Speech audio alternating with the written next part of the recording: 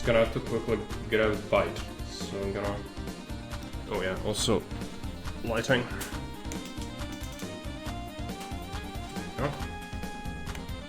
Got 7 minutes, so I'm gonna be back in like 2. I'm gonna still be here. At least audibly, but I don't need you to see me eat.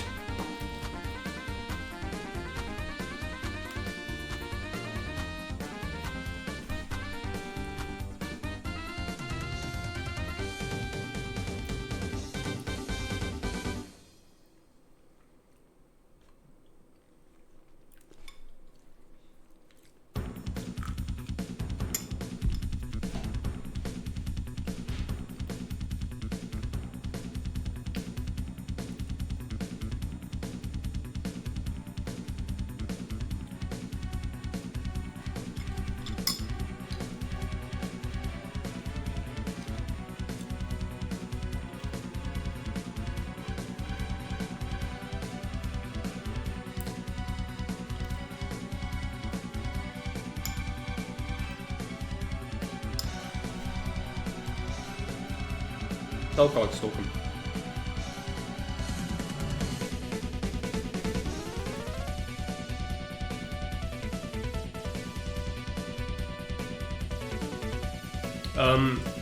Oatmeal.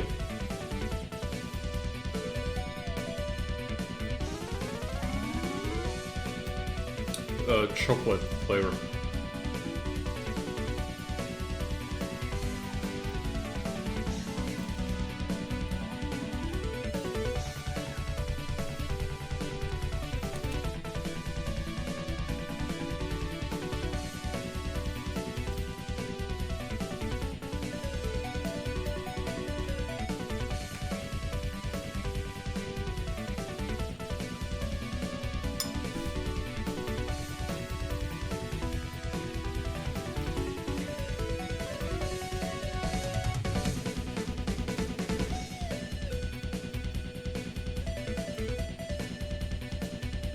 Hey Kerry, welcome.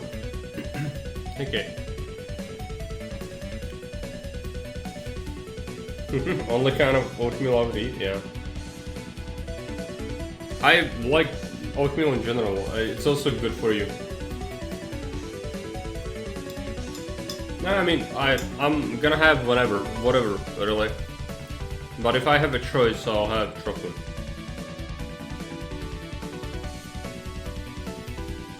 But I even like vanilla oatmeal.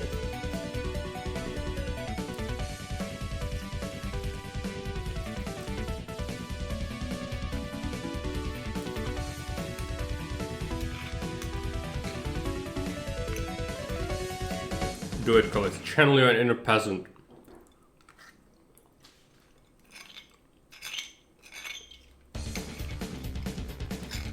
Beelzebub be praised. Heaven has come to see us, yes.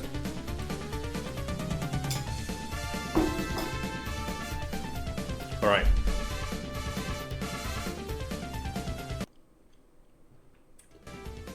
I'm gonna still keep the music running. I've had it a little bit high. This should be okay.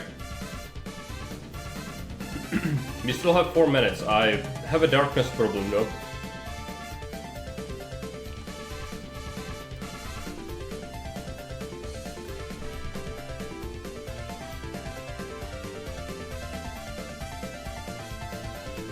We are going to be waiting on Areldir anyway.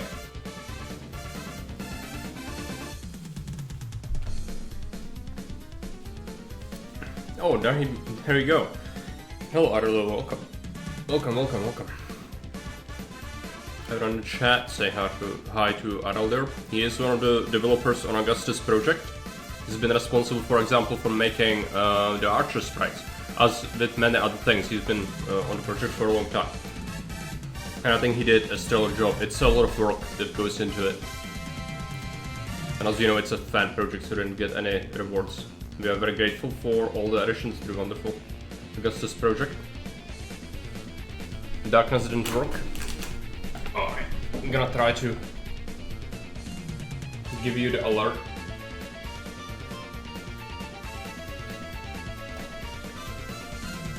Yeah. My hair's a bit messy today, I'm sorry, I just woke up, had a shower, didn't have the time to properly dry the hair or anything.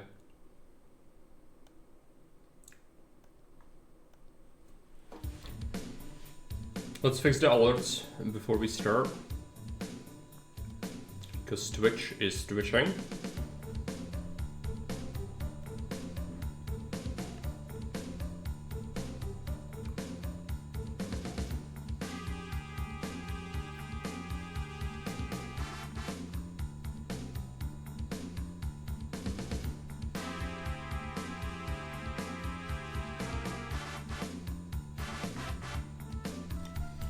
And now, the darkness holds dominion.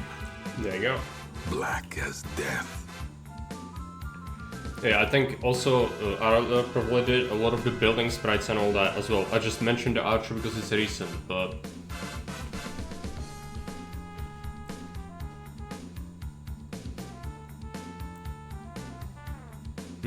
Yeah, but your art fits the game like a glove.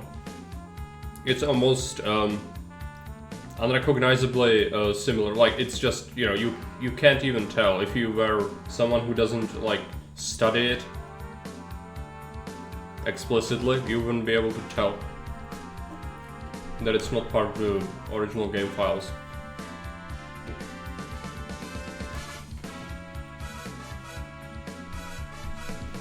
Nobody's close. Have some tea, but we will have the tea as we play. I can't really wait that long. I don't want to delay you guys too much. But it would be best if I could enjoy it warm. Because cold tea is not very good. I like it well.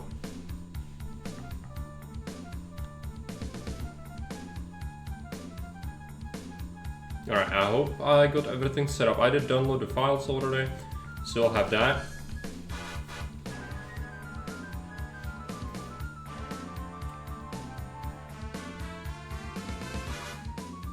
By the way, I have no idea what the maps are. I didn't see them yet. Just as a disclaimer, as always, I didn't spoil myself. I will say that I suspect that it is not going to be like absolutely ball-busting experience. So, I'm not gonna go full tryhard mode, I don't think. But I'll still try to play as we do normally, so efficiency, but I'm not gonna try to meme it or anything.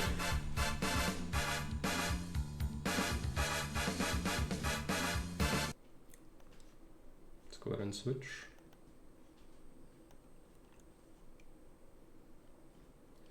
Capture the window. Oh boy. There you go. Fitted the screen. Enable game sound.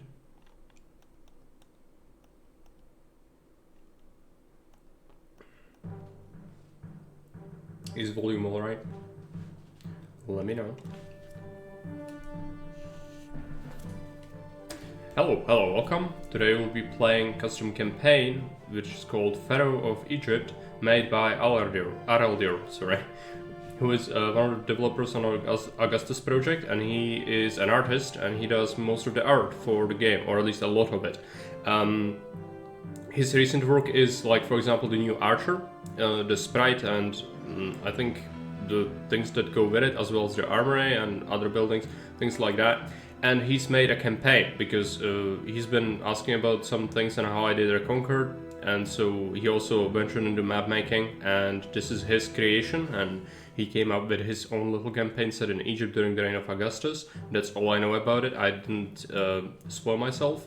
So we will go ahead and take a look at it today. We'll probably play first map, we'll see how long that takes, but I suspect that we will probably split it. Since it is a campaign, there is like multiple missions, I think. Not spoiling anything too much, be prepared for monument construction, unlocking other things. Yeah, okay, that's fine. Usually it's from experience I know, we usually use like the least used monuments for that, just to encourage them a little bit, but sometimes that can be annoying, so we will see how that works. I'm gonna just quickly grab myself something.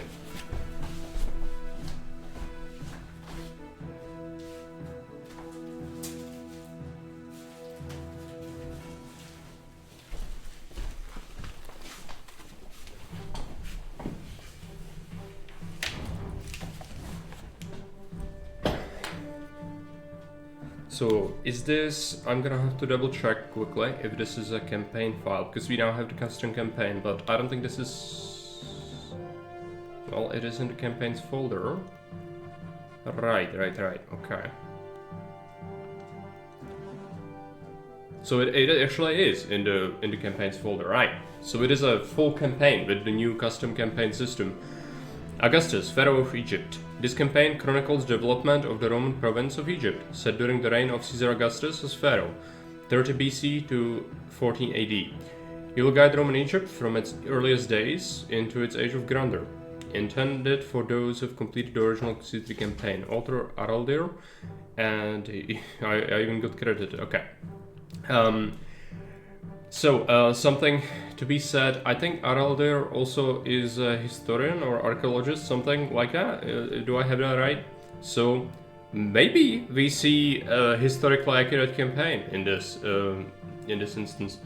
It's only 3 maps so far, but I do plan to make around 6 or 10 in the end. Yeah. Probably sounds like the best. Like mini campaign is probably something like 4 maps, maybe 4 or 6, and then like normal size I would say is 10, and then grand campaign would be like 20. But that, like, unless it's very it has a good hook, I think most people would probably quit halfway through. The only reason people are sticking with Reconquer throughout the whole thing is that they like have some sort of attachment to the old maps. I think if it was just my thing, like most people would just probably not like play it completely through. But so far with Reconquer, a lot of people have stuck with it. Actually, most that I know about personally. And I try to monitor all the relevant channels, or everywhere that there is feedback about Caesar. All right, so let's go ahead and click the button. Pelusium, the gateway to Egypt. A missive from Caesar arrives. Objectives: favor rating of 40, culture rating of 40, peace rating of 40, population of 3000, and prosperity of 40. So this is a relatively simple start, but it is definitely higher than first third of the vanilla campaign. Imperator Gaius Julius Caesar, to my most steadfast ally and trustworthy new governor of Egypt, greetings. News has no doubt reached you of my victory in the Battle of Actium over the forces of the sorceress Pharaoh Cleopatra and the treacherous general Marcus Antonius. With their defeat, Rome is once again united under the strong centralized rule of the Senate, and of course, yours truly. It is time that now we set our eyes towards completing that victory in full, towards finally bringing Roman rule to the rich lands of Egypt, as you have conducted yourself with distinction in my service during the Civil War, as well as the wars against Brutus and Cassius. I give to you the available position in the vanguard of Rome's expansion. I am therefore sending you to the city of Pelusium, a Greek colony located in the delta of the river Nile, to prepare a Roman settlement as our first steps into that land. Cleopatra and Marcus Antonius have fled Greece, and I have no doubt they will return to their home in Alexandria. I intend to pursue and personally accept their surrender, but for that I shall need a safe port to land my legions. Governor, your task is to build Pelusium into a city brimming with Roman culture and civilization, and to defend it against all foes. As this is your first assignment in Egypt, I have set only modest ratings for you to achieve, and placed much of the sizable resources of the empire at your disposal. You will be expected to learn fast and make the most of your surroundings. I must warn you, I have received reports that the surviving portion of the Egyptian army is moving into the field to protect their capital, and so you should be prepared for them to make sporadic attacks on your city. I am confident that your small force will be able to adequately defend the city, but you should remain vigilant nonetheless. Even in defeat, the Egyptians are formidable enemies. Wish you best luck. Best of luck, Governor. May fortune smile upon you as you build Pelusium. Edicts. So this is in spirit with how Reconquer did it. Interesting font, this, to separate the instructions like this. State subsidy. Rome has subsidized your construction. You will receive 100 denarii per month for every month you remain below 10 prosperity. Workshops will be unavailable for the duration of your subsidy. Yes, so this is straight up from Reconquer. Victory in the Civil War. Keep an eye out on the horizon, as the ongoing civil war against Cleopatra and Marcus Antonius will soon come to an end, new opportunities shall present themselves when it inevitably does. The sea beckons. Build a lighthouse at the tip of the southern peninsula in order to gain access to the bounty of the sea. Interesting, so it's a specific area. It's not like, oh, I build a lighthouse in a corner where there's one tile of water. Good. Thrilling distractions. Build a hippodrome on the western tip of the island in order for amphitheaters, mission posts, libraries, academies, and gold mines to become available for construction and to gain powerful economic bonuses. Right, so hippodrome is like pretty much a must then, I suspect. I will say something before we start. Good job. Writing the instructions. It's I didn't practice this, I didn't see this before, but when it's written like this, I can read it and pretty much not stutter much. And it's already, you know, it goes to show the amount of work that went even into the instructions, which is great. So, stellar work on that. And also, I recognize a lot of names, so, you know, you certainly got voice there, right? I suspect that we might, I'm not sure about Pelusium necessarily, so like, if this is straight up historical and how it happened before the invasion itself, but regardless, even the preamble is good, very good. I'm curious how the time frame of the maps will impact it though, because like you can spend, you know, 40 years on a map, and that would technically be like a lot of the reign of Augustus. I guess you have to like have a suspension of disbelief on that, because there's no way to really, you know, change how the game calculates age. Okay, let's pause the game. We have 4,500 denarii, no pop, 30 BC starting date. Right, we need 3,000 pops, which for this size of map, it's pretty okay. It is pretty rugged. I would not say this is too simple. Do we have tactical rocks? We do. We do have tactical rocks, good. We do have high ground. Is this the hippodrome site? It's probably the hippodrome site. This is the lighthouse site, surely. I think this is gonna be the hippodrome. If it fits, it's surely... Oh, I don't even have it at the start, right? We'll see. No messages. There is a native meeting held. Do we have mission posts? No, there was something about unlocking them. I don't have the instructions thing anymore, so I can't check. We'll have to see. Okay, entry point, exit point, right here. So possibly invasion points here and here. And if you are evil, then here, but this is fine because there's a native village anyway in the way. Fertile land on these islands. This could potentially be scary. I have no idea if this would be... It would be extremely evil, but it could be an invasion point. So this could be an invasion point. We'll have to see. Let's check our resources. We don't have workshops yet. Clay pits, marble, stone and sand. Okay. You can access the instructions through messages, a scroll icon, right? Thank you. I didn't know that. That's a recent change as well.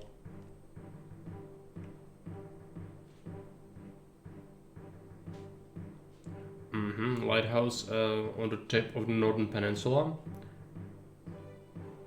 Western tip of the island. Yes, so that makes sense. This is a hippodrome site. It's practically, you know, made for it. So let's check the empire. And we got a new empire map. I think it's also from Areldir. Well, yeah, I think so. I think Areldir made this. So now we have this empire map, in much more detail than the brown thing that we had before. A lot of cities. Let's just take a look quickly. Capua, Brundisium, Rhegium, Syracusae, Thapsus, Carthago, Sabrata, Leptis Magna, Aguila, Cyrene, Paratonium, I don't even know that existed, Alexandria, Memphis, Hieroslima, which is Jerusalem, Damascus, Thapsus, but this is correct, Hieroslima is correct for name. Antioch, Tarsus, Salamis, yes, Ephesus, Pegam, Nicomedia, Kira. We got Byzantium, which is currently not part of the Roman Republic, as it's not an empire yet, even though Augustus reigns. Only after his death was the first real emperor. Because he was emperor in all but name, but he liked to keep up pretenses. And you know, first amongst equals and all that, but no straight up Caesar, or no straight up emperor, but he called himself Caesar. But it's funny how they adopted it later as like a title for an emperor, even though for Augustus it was really meant to represent, you know, his adoptive father, Julius Caesar. But besides the point. Let's check the trade. Caesarea buys marble and sand, 600 denarii to open, land trader. Rome is a sea trader for 800, which is affordable. 15 wine, sells and buys 40 wheat and 15 pottery. These quotas are, I would say, vanilla-ish to India. Interesting. Didn't we have something new with regards to this? Oh no, you are planning it, right? The icons. The icons. Yeah. Okay, trade advice. So let's check our prices. We get 140 for marble, 24%. This looks vanilla. As for prices, yep. Okay. Let's check bridges. Do we have fishing? Bounty of the Sea is the lighthouse. So that's gonna mean fish. Trade. Where is the entry point for ships? Do I have a idea where Flotsam is? It might be here. Until I know, it's gonna be relatively difficult to know where should I build first. Also, we need to dedicate this for the military, and we will dedicate this for the housing, I feel like. For the prosperity, so we don't need like tremendous amount of stuff. Alright. Let's go with ship's bridge.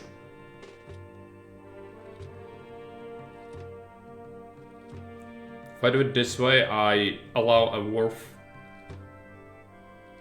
And also this will be free. I feel like that's worth it. Is this accessible though? No, that's a rock. Okay. Almost made a mistake there. This might not be worth it. Just go for the normal bridge. Like normal people, where we are supposed to build it. And let's go ahead and destroy this. Oh, I noticed something. Sneaky!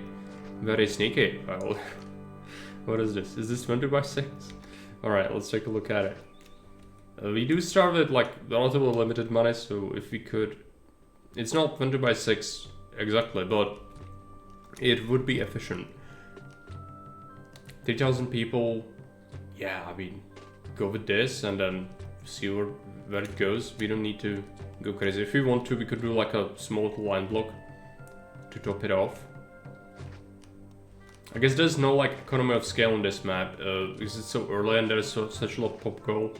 The trade is supposed to be low, but a hippodrome will probably help as it unlocks things, I believe. Let's go ahead and add our housing.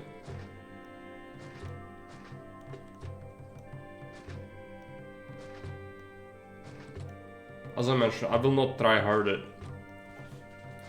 Rome is a sea route and the sea is north of the map, right? So it does reflect that. We are here in Pelusium. So it is gonna be here. Because, you know, these things don't necessarily translate to practice all the time. I've seen things, okay?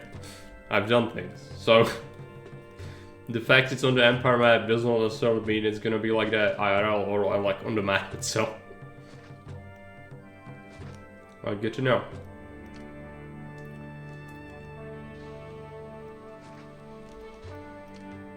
Do we have plaza, by the way? Yes. This is a desert, so I'll be going with 2 prefects at the start. I would even go 3, but that will be fine for now. Food-wise, we will need to grow food at first. I would say supply hub here.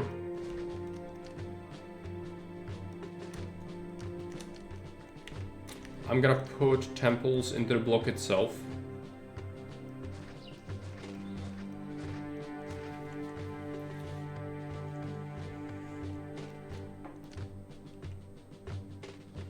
Reservoir.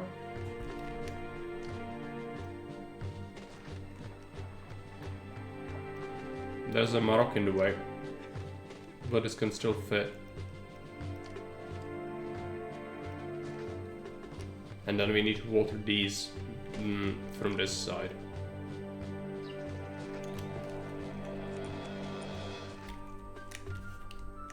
Alright. I was thinking try-harding it, but no. It's fine. Do we have personal salary, by the way? 5 denarii. Let's drop it to 2. I'm gonna be playing solo. I want to enjoy my tea at least a little bit.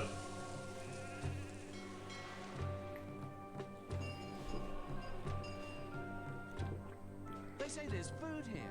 Is it a good place to live? Whoever told you that, it's a scam. Don't believe it. There is no food.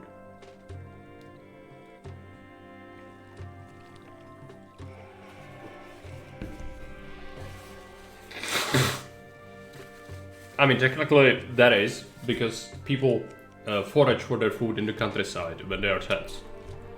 Meaning that if there's fertile land, should be able to sustain themselves somehow. Need to dig up more scorpions to eat. Greetings. I'm new to this place. Objectives and edicts, alright. Objectives, yes, we read that. Edicts, we read that. Good. It's so we don't have to go into that. History, nice. Pelusium was the easternmost major city of Lower Egypt, situated upon the eastern bank of the Nile. The Ostium Pelusiacum, to which it gave its name, showing the multicultural nature of its history. The name Pelusium was derived from Greek name, itself translated from Egyptians. It was variously known as Sena and Per Amun, the house of the sun god Amun. Wasn't there a pharaoh who switched the cult of Egyptian worship from polytheism to monotheism, essentially, like relatively early in its history, and wanted to switch to Amun worship purely? And then he was like erased from history because the people often did not like that. Well, anyway, it's a tangent. A key border fortress between the lines of the Egyptians and Persians, Pelusium was the site of many battles over the centuries before Alexander the Great took the city in 333 BC and placed it as an important center in his vast empire. With the warring of Alexander's successors, Pelusium once again found itself as a point of conflict along borders, this time between the Ptolemaic kingdom and the Seleucid Empire. Yeah. Okay, in the year 48 BC, the city would be the site of the assassination of Gnaeus Pompeius Magnus, the opponent of Gaius Julius Caesar, and in his civil war. After which point the city would become a key strong point in the defenses of Egypt against Caesar's forces. In 30 BC, more than half a year after the victory in Actium over the forces of Marcus Antonius and Pharaoh Cleopatra the Seventh, Philopator, Imperator Gaius Caesar, later known as Augustus, appeared before the walls of Pelusium and was admitted by its governor, marking a key turning point in Egyptian history as it was officially incorporated as a province of the Roman Empire. Wasn't it still a republic at that point? I guess that's besides the point. Attacked multiple times by Persians, Muslims, and Crusaders over the subsequent millennium, the city would ultimately be destroyed and lost to time in 12th century AD until it was rediscovered by archaeologists in the 20th century. Today it is a source of fascination for scholars who have recently unearthed temples and other structures belonging to the city. Good, nice. I didn't know that Pompey landed in here, in Pelusium. It's interesting. I might have heard it, but I probably forgot.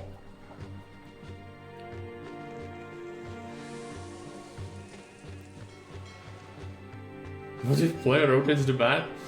Yeah. Then it's all lies. Am I tripping balls? Was native farms more vibrant green than before? I don't know.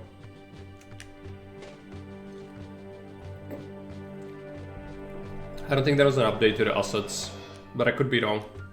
It's the desert fields. They look a little bit brighter because of the ground, I think. Would be my guess. Oh, I play without merchants.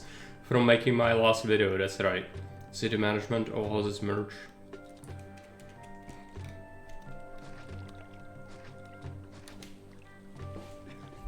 We need to start trading soon. Go on to marble.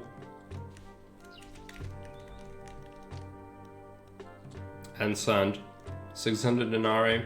Okay. We are receiving subsidy though, so this might seem low, but it's actually okay. Remember, it's like a conquer with the subsidy.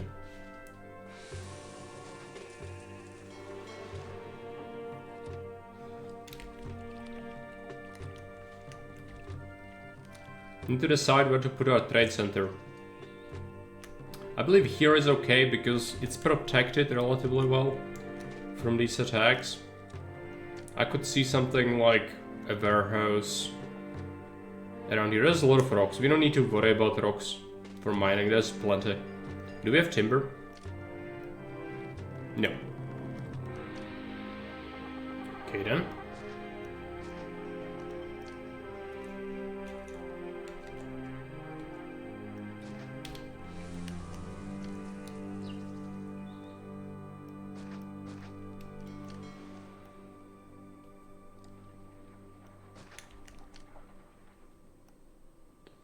I will be redesigning this road.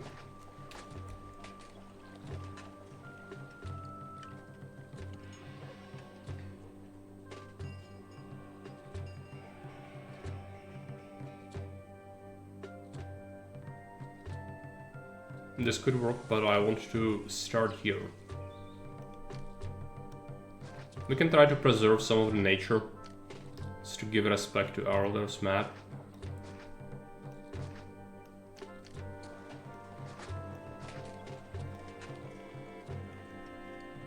But I will go full Isengard on this. I don't need that much marble, so, you know, there is ample rocks. We don't need to go full Isengard on this side.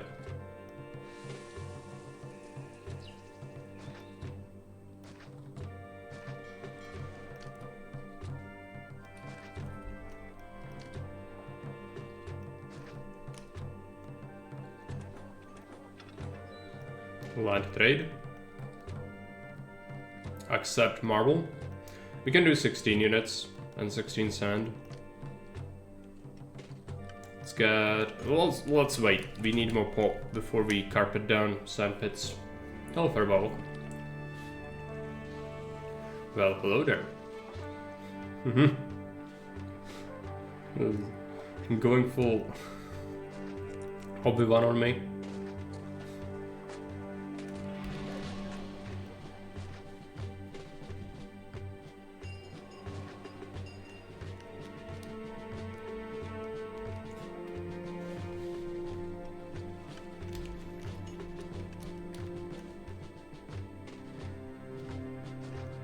So far, I'd say real well done with the instructions. Not just you have your history right for sure, but also the structure is good. Good job. It's even cleaner than the Conquer. So, you know, I'll have to probably also when I update look into that, which I will have to anyway. So we'll do it. As an aside, Pelusium appears in Pharaoh and Cleopatra as the map Migdol, even though they were two different places. Right. Makes sense. I haven't really played Pharaoh, so I don't even know there was a Migdol map. I just know Migdol from Age of Mythology as a fortress building. Maybe because it was Fortress Arel? I don't know. I know Egyptians built like a lot of fortifications at some point in history. They had like massive forts on the border with the south, as well as like modern Ethiopia, and then also basically not Libya, but you know, west. And these are quite massive, like for what we understood about Egyptians. They build monumental constructions, but this for like military structure, it shows how much they needed that, because like people in history were very practical. So they would not build something like that if it was completely worthless. Something that you might say, oh Marek, but like they build pyramids which are completely, it's just a flex, right? Yeah, but Pharaoh is like a dictator, essentially, today. And so you know that how modern Egypt is building the city in the desert. It's gonna have the world's largest flagpole and the tallest things, and the thing, because dictators like to do that, okay? And Pharaoh is not different, so that's kind of why it's a flex. But as for something that's not to do with splendor or, you know, grandeur of the ruler, you would often see like minimal investment. Maybe religion is also separate because that was like a social thing as well. So they would have influence and they would want that to also be, you know, splendid. But for something like military, that's usually like, it depends. These things, if you look up the Egyptian forts, they are incredible. I know there's a simulation that shows it. Oh yes, very nice. As for the training itself, I think this is supposed to be, is this still the Nile? Am I in denial? No, we are like, not necessarily. It's okay, this is for bridging. That's why these are inflated for size. As for the other things, I think it's well done. Follows the principles of map making. So nothing out of the ordinary. Sometimes the cliffs can cut off water like this, but this needs to be like it for the hippodrome. So, you know, little imperfections, but sometimes that does make the map come to life more. Because it doesn't look perfectly, you know, similar, and that's how nature actually is a lot of the time.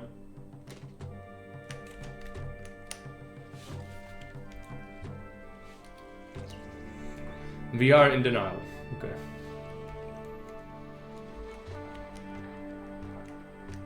I will build a bathhouse. Just so people do not spontaneously explode. Okay, we have labor. Let's go for sand.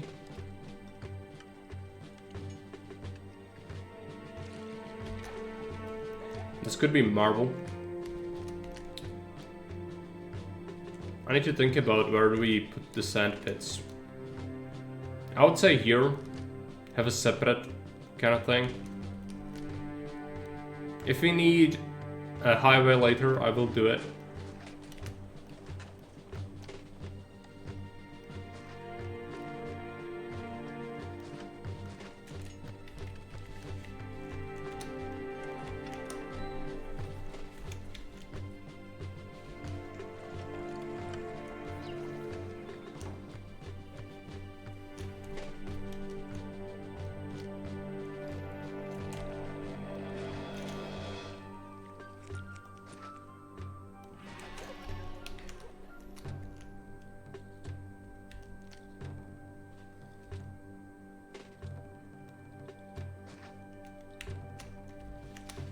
There you go. Let's open that trade route. Do you have some goods?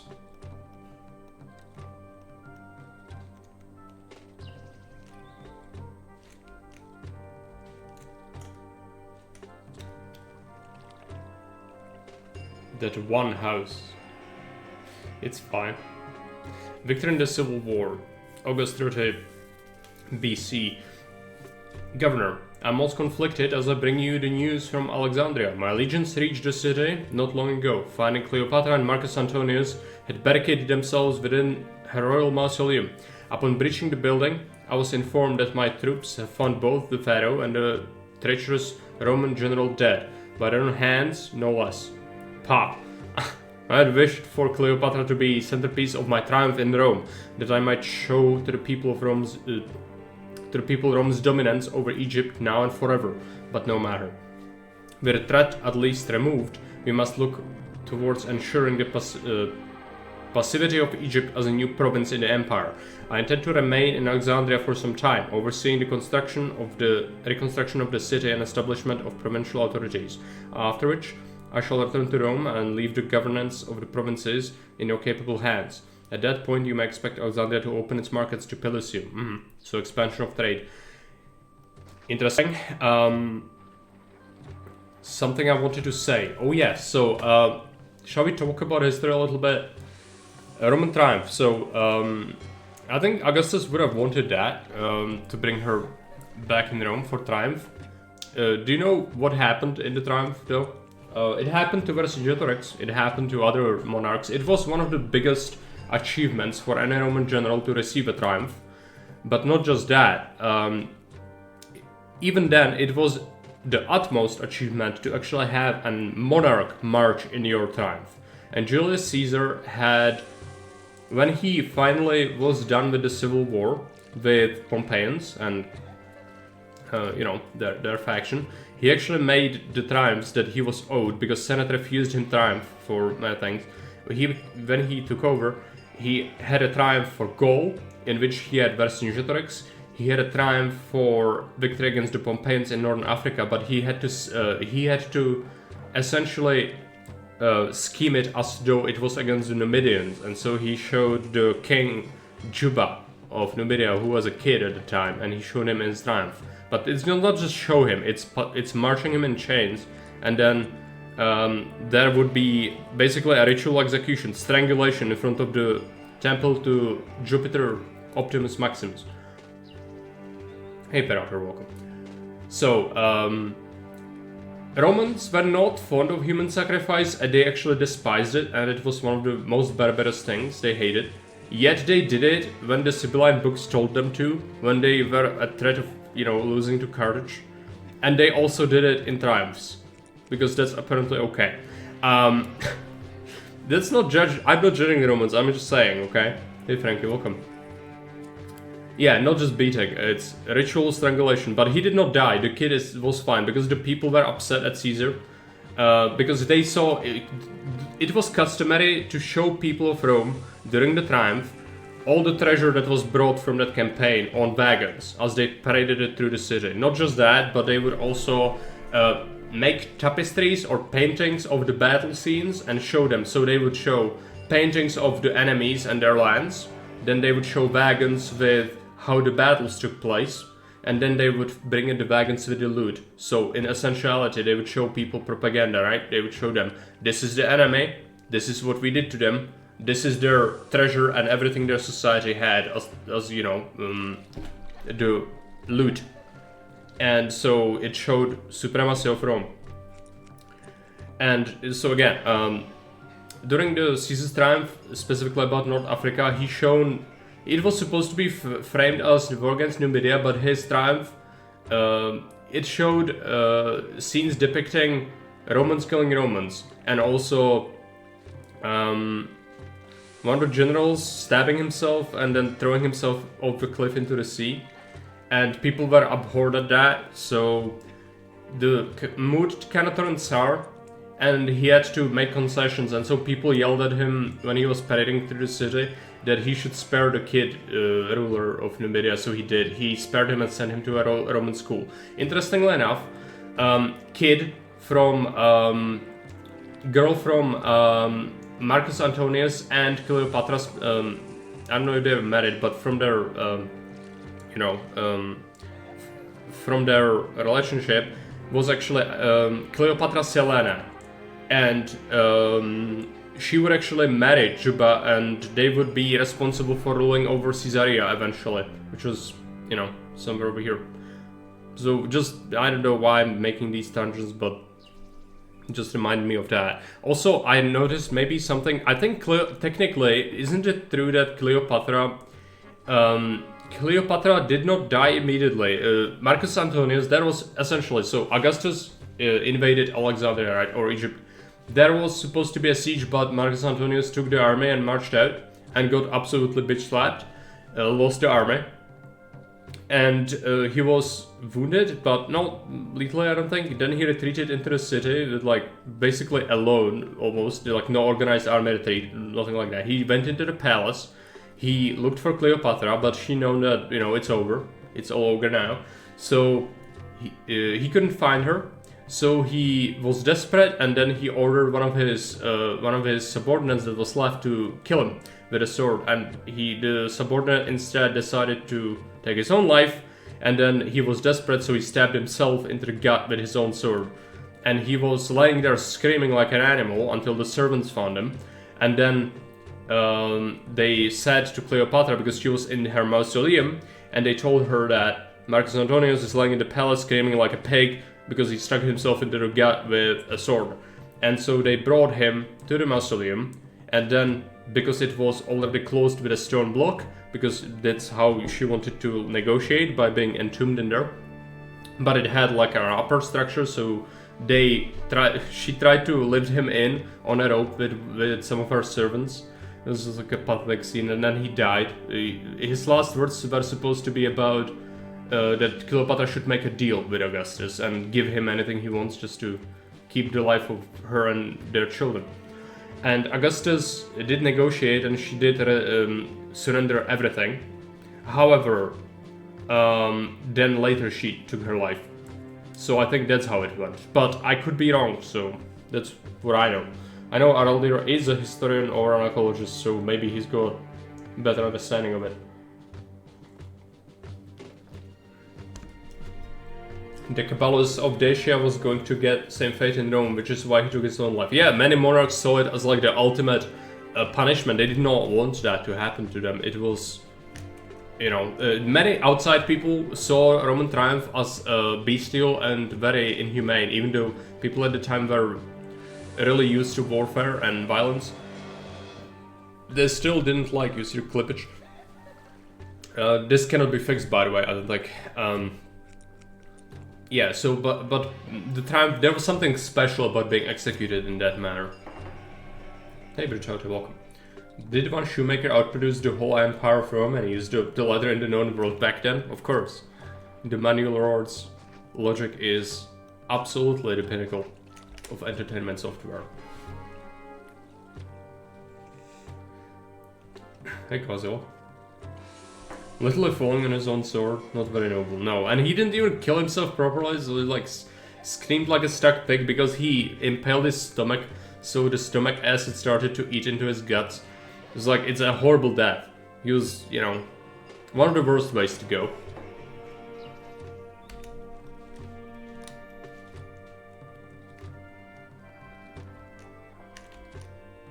We still have unemployment. We'll need to open a sea trade route.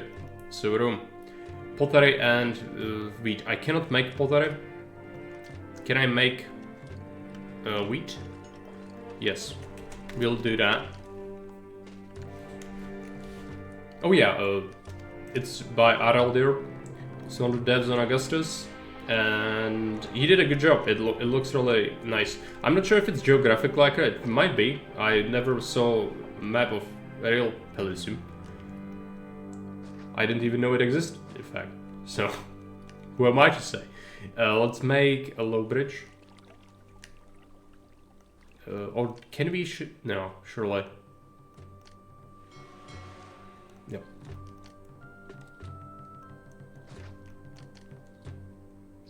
Okay, we need a road and a warehouse.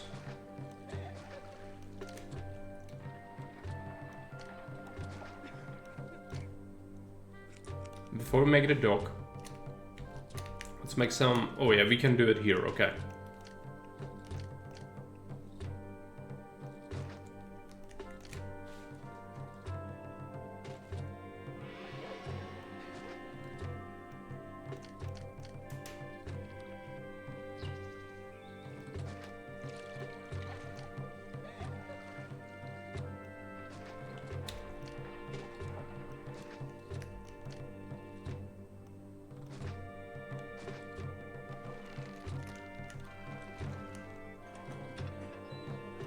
Sea traders.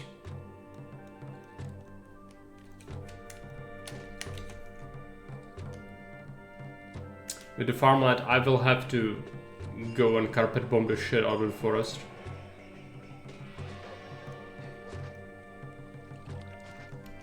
Didn't want to, but it's what it is. If I do that, then we cannot really access that, but it could be a granary.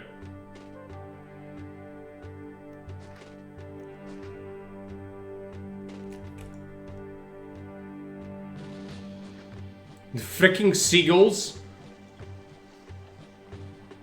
You kidding me? Go away, seagulls. Okay.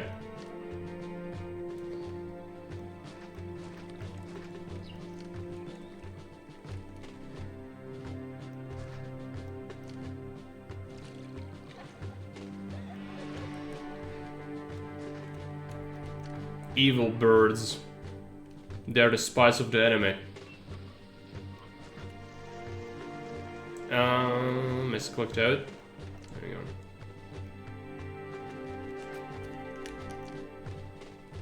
I would like a card depot.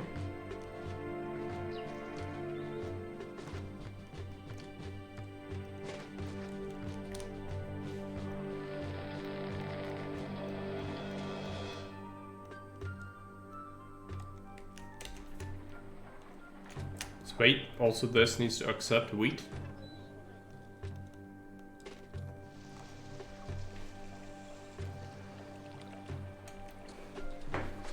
I found that someone leaked the encryption key for the Unity pack file, German files of Man and Lords. Wondered how they already did mods, so now the community can actually finish the game. Yeah, because more people can work on it. It's good. That's why Japan, you have seconded to behead you. Yeah. Nexus has mods. I tried myself and failed at packing the files. Right. Look into the source code soon. Massive oversight and stuff like that gets leaked. Yeah. My PC went into airplane turbine mode when I tried to open Unreal Engine to abort.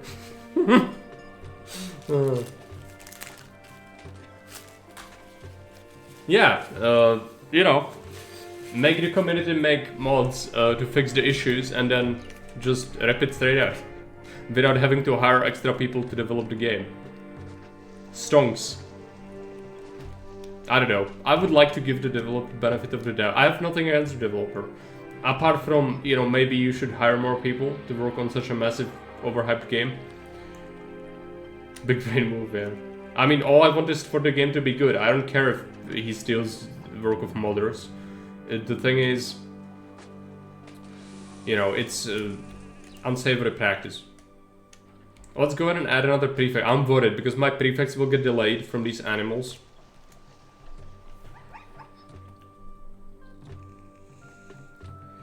You wanted to make the game moddable, but not this way, yeah, I imagine. And especially not in this early access phase where it just got released. I imagine.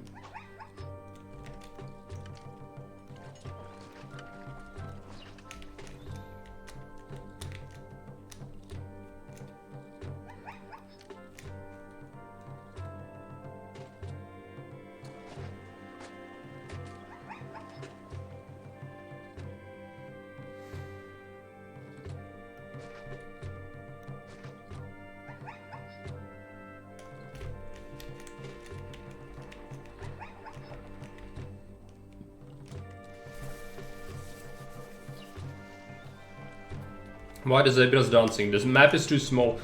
Didn't know where to go.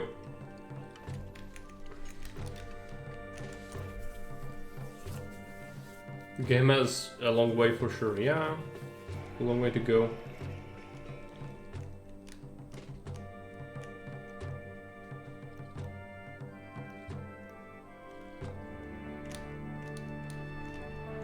We want that 10 prosperity at some point, so feeding people, not a bad idea. We have wheat, so our production rates are actually gonna be pretty good.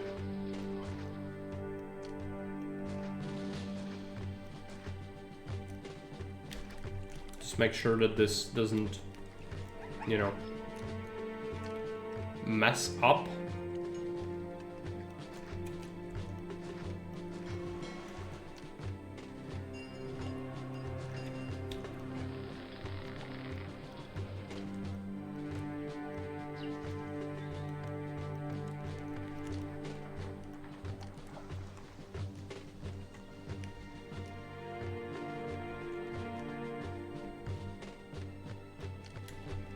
Need to consider where to put more depots. I could do it here.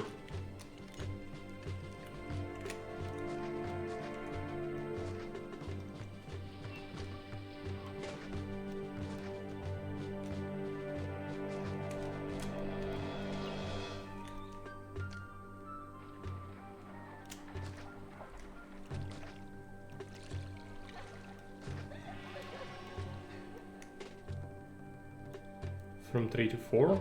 There you go. The sheep multiplying tech is actually broken because it's a percentage chance to spawn a new one for each entity, so exponential stonks, right?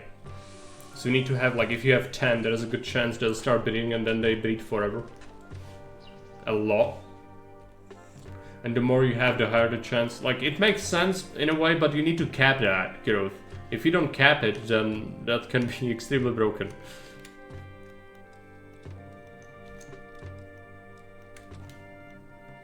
So once you understand all the bugs and all the unbalanced economy, you could, like, you know... the game can be easy, it's just... I didn't ever say it's hard. I died once in that game. The problem is not it's hard. The problem is it's stupid and the economy feels incredibly arbitrary in general. It's one of the most busted economies I've seen in games. I've seen a lot of games.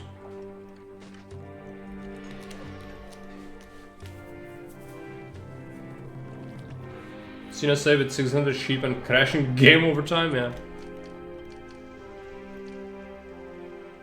I imagine. Let's give the plebs entertainment and a school.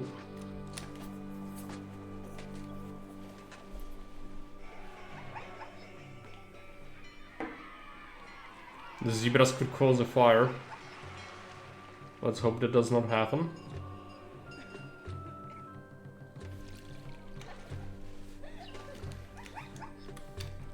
Not perfect balance. It's fine, but it's broken. Yeah. No, frankly, no one is saying that it should be perfect, but it's the most busted, like, I've seen, and it's... Again, I've seen a lot of games. I've seen a lot of early access games. But that game is a bit special with that. And I did want to like it.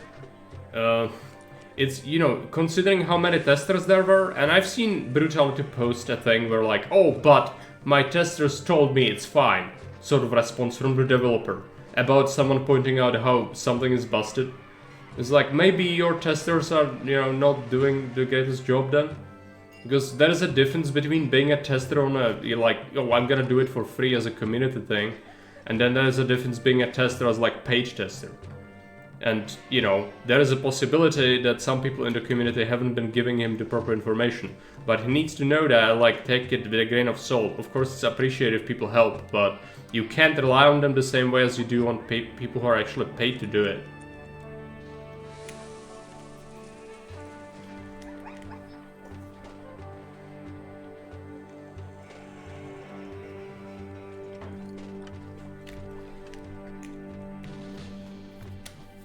It's outsourced Q&A. Yeah, a hooded horse is doing something. One flag's worth more than 1500 vegetables in the plug farms. Yeah, like blatant brokenness. It's like you could have discovered that by just playing the game for like an hour. Unless you didn't know what balance is. Well, that's recent though, isn't it? Like very recent. So, at least that's what I understand. I could be wrong, but I think that hasn't been the case for a long time. So I think that explains it. Because he probably doesn't have time to test it himself at all, so... Again, I wish for the game to be good, but currently it's just not, and it's the most busted game I've played, balance-wise. And that says something, I've played a lot of games. Not quite so busted as this, though.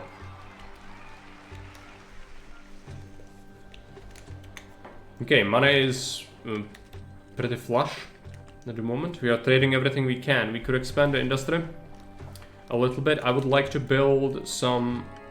Okay, Chungus in the Empire. We've got Alexandria. Oh yeah, trade points, good. Alexandria buys stone and bricks. Right, I will consider that, but first I want more marble so we can actually build some oracles. So I don't want to build more small temples if you can help it.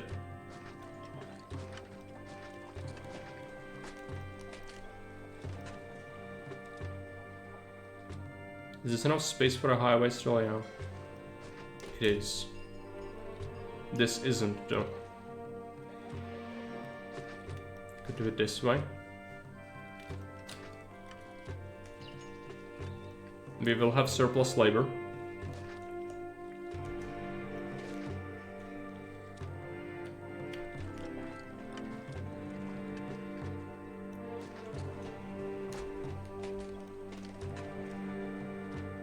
I'm not sure if I will want a highway, but I'll do it.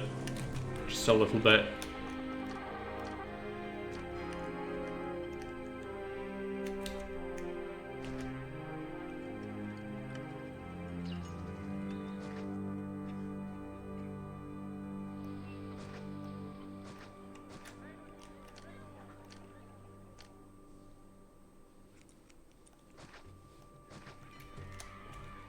Mausoleums.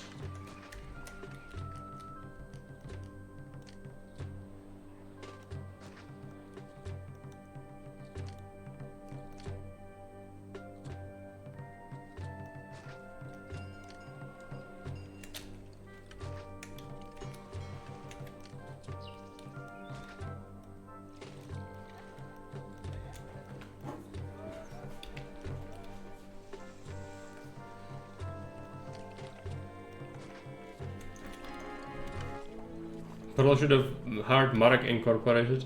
I mean, I could have discovered so many of these bugs just by playing the game for like 2 hours straight, and we did. But I'm not a professional, you know, I'm technically, like, you could hire me. I'm a freelancer, like, you know, that's something I could do. I just don't feel like push myself anywhere, which I should have done, by the way. But it's so hard to get into the gaming industry. No one's gonna hire you just because of that. If you have no experience, like, you know, something that you put into your CV or whatever.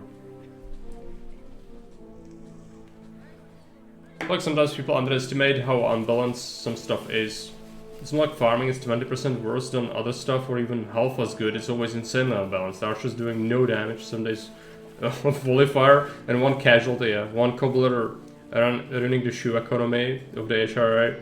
4 to 5 families, flag plebs versus one veggie gardener, Chad meme, yeah. These things are blatantly broken, and it's, again, like, it's not just, oh, let's tweak the numbers and, like, it's slightly unbalanced. No, this is, like, completely broken. This is, like, North Korean economy sort of deal. It's, like, it's completely ridiculous. Like, you look at it and, like, how does this even work? It's, like, how did you come to this point is the bigger question. Like, didn't someone tell you that this is maybe not great? Non-casual players as testers. Yeah, you do. Yeah, because that's why the streamers got the codes, I think.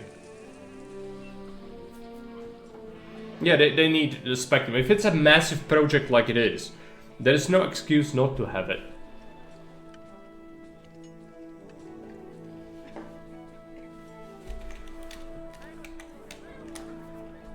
Make Kevin play the game. He should. He would recreate the ancient Irish society where butter was the biggest status symbol, and the thing upon which the whole of society was based. That's based.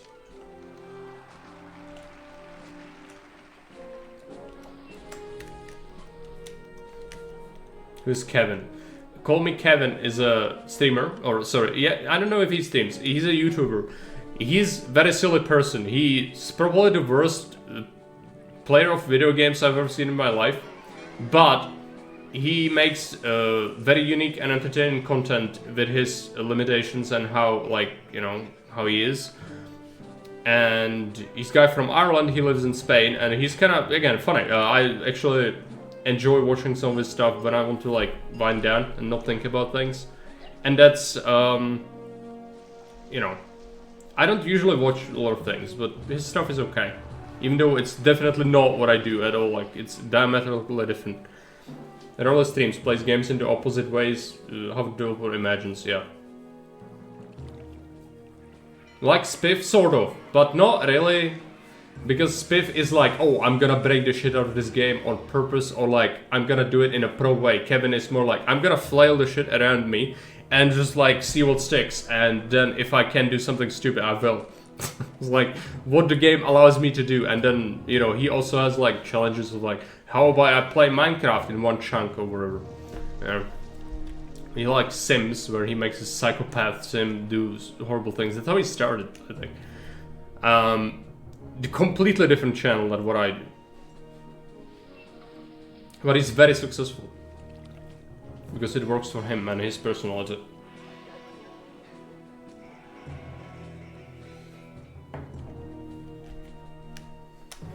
Sims 4 he married both the Grim Reaper and Santa at the same time and arranged a holiday in winter where everyone was forced to wear swimwear, everyone froze to death and the game had to generate new Sims regularly to fill the spots. Yeah, that sounds like Kevin. Like the amount of death caused by him in that game is, I think War Crimes could describe that.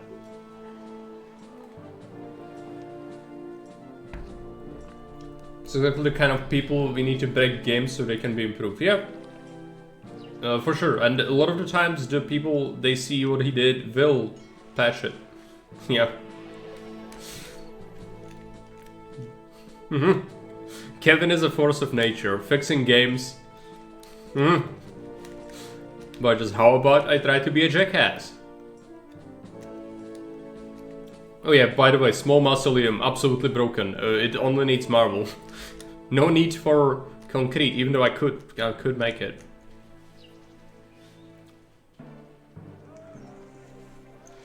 I'm playing very slowly. Is there military? Yeah. Is there a distant battle? No. I'm still worried though. I would like a fort, but it's maybe a little bit too early.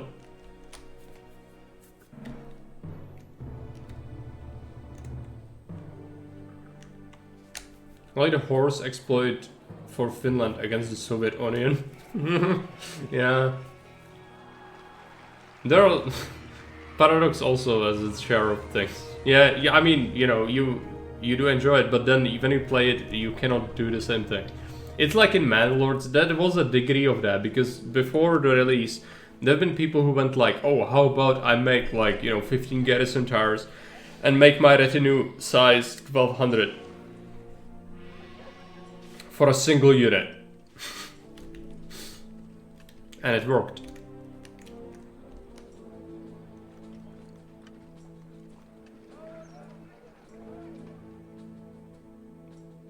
Be able to do this? Or is it because this bridge is making him spawn there? It could be. If I put this road back.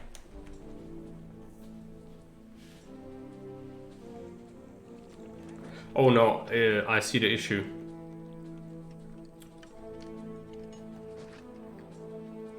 There you go.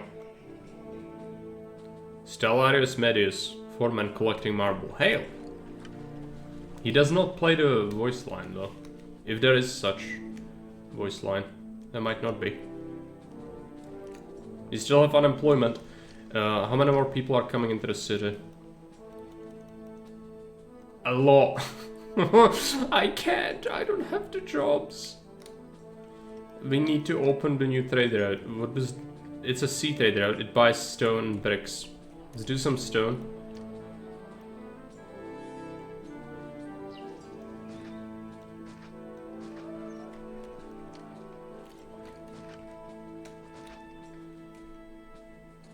Seagulls.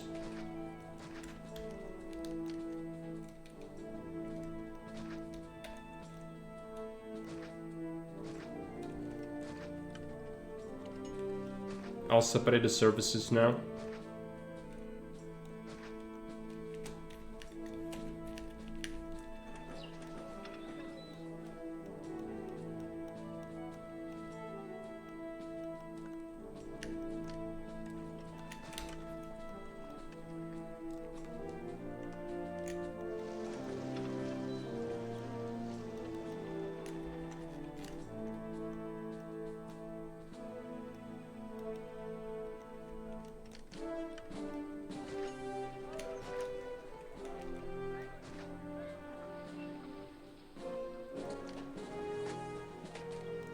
Potential highway.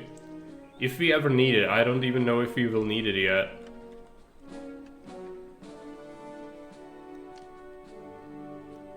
I also need to be wary. This is potentially an invasion point.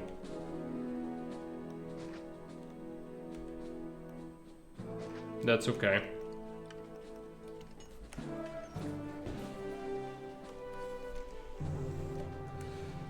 So stupid now. You can hire up to 6 militias and for every region a retinue. But if you hire retinue first, you are limited to 6. Yeah, that's something that punishes you. They're really hard. You made them different unit class. Yeah, different limits. So militia limit would be separate from retinue limit, and you could even make a development point would make you consider like extra slow, or you know, build a militia barracks or armory or something in your castle as an extension to get 1 extra limit or something. Maybe that's gonna make it in the future. You know, that's like the game's not done yet. It's gonna still have much more, and that would be what I would do, is to, you know, allow the expansion of the limits through investments, not just for free, but make them be something you can pay for and make after you fix the freaking economy though, because the economy needs some fixing.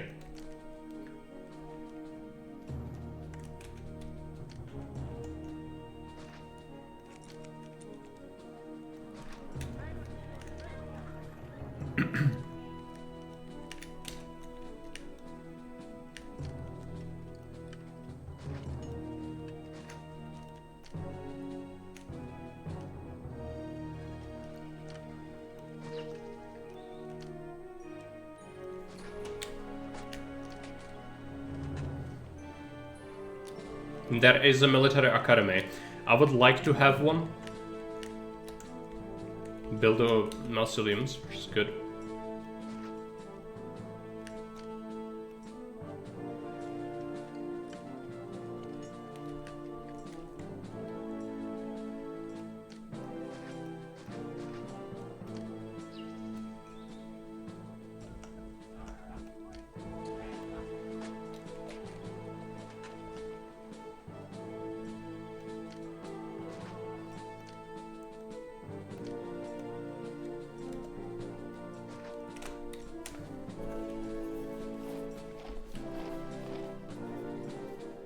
The files tell me that there is unit size limit of 60 with upgraded Bailey. There's a mod which lets you build more garrison towers to get up to the limit, which to the limit with your retinues. Yeah. Well, before then, this limit was not even in the game. You could have 1200 with, you know, if you build enough towers. Supplying the legions. Message from the leader of the foraging parties arrives.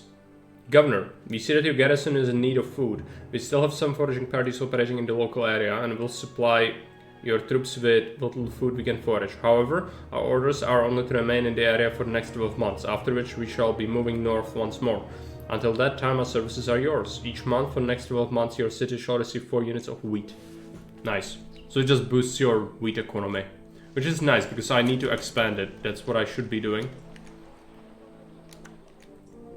Let us do that. So we want to bridge over to this fertile land. How do we do it? This is all cut off. We'll have to probably do it from here, would be my guess. Flotsam's leaving this way. If I bridge here, that doesn't help me. Right. Is that a natural place where you want me to build it?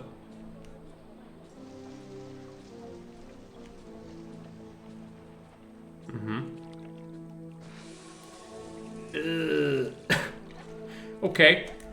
How about we wait? Yeah, Brutality is right. They removed the stuff that was fun, but left the blatantly broken shit. So that's why it's annoying.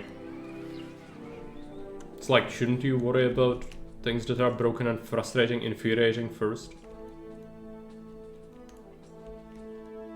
Isn't there a spot by our temples? Maybe. This could be one. Yes, 900. I could do that. We don't need all the temples in the block. I just like to do that when I can. And I don't feel like I'm pressured on this map, so...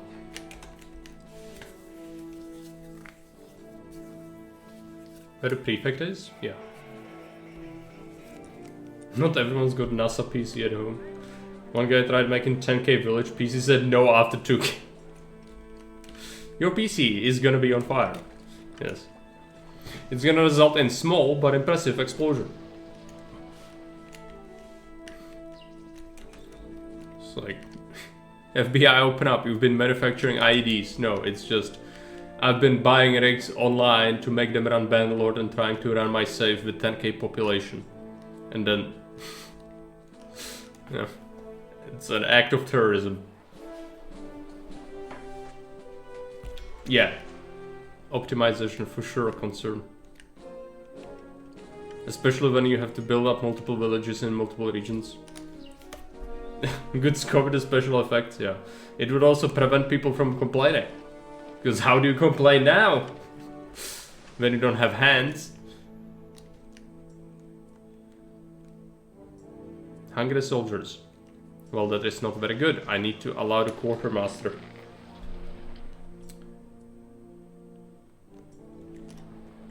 I forgot. That's a thing. Okay, let's build another mausoleum.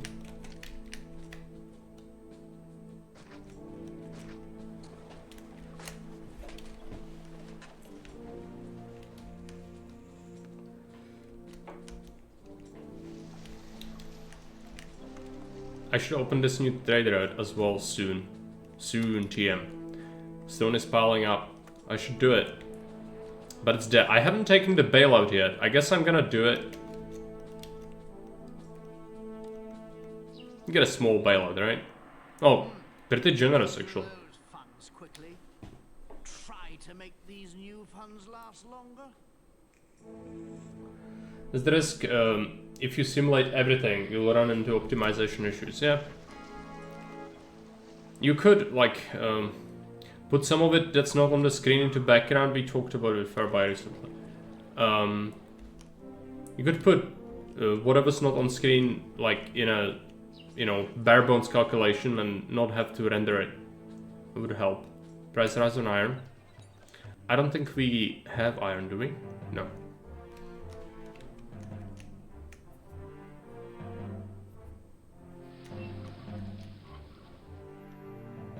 Still have high unemployment. Have to do something about that. We didn't unlock the workshops yet.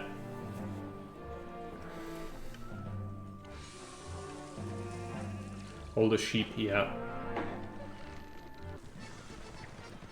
Other regions are not simulated, so you can have 1k in every region. Bountiful Sea. Governor, I write to you from Rome, having returned successfully to the Eternal City. Your progress is most pleasing. I'm happy to share with you this, that the Senate has approved my appeal for increased colonial funding throughout the provinces, including Egypt. With the new state program, you shall expect to see many more Roman colonists arrive from across the sea in your city, who shall bring with them all the trappings of Roman life, such a bounty should surely mean that you can achieve the degree of culture expected of your city. Pelusium, arenas, gladiator schools have become available for construction, right? What we want to do next is food.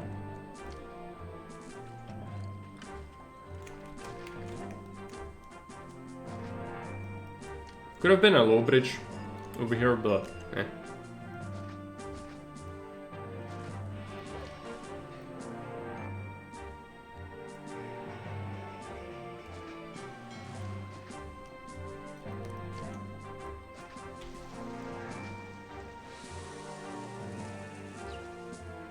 We need a granary. I think I want a granary on this part.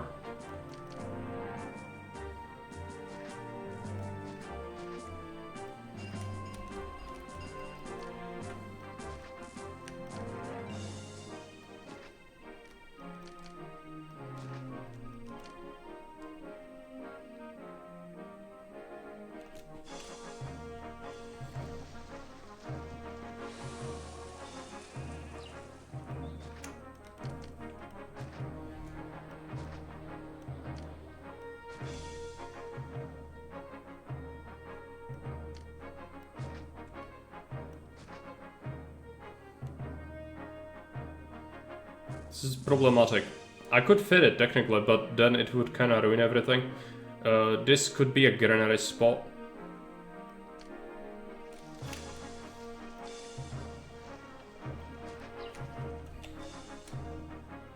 One farm.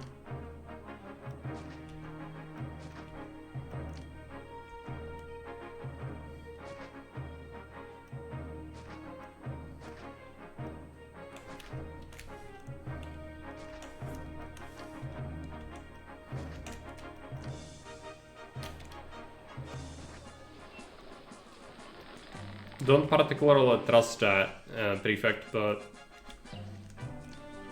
it says it's fine. Moving from 6 to 3, 4. There you go.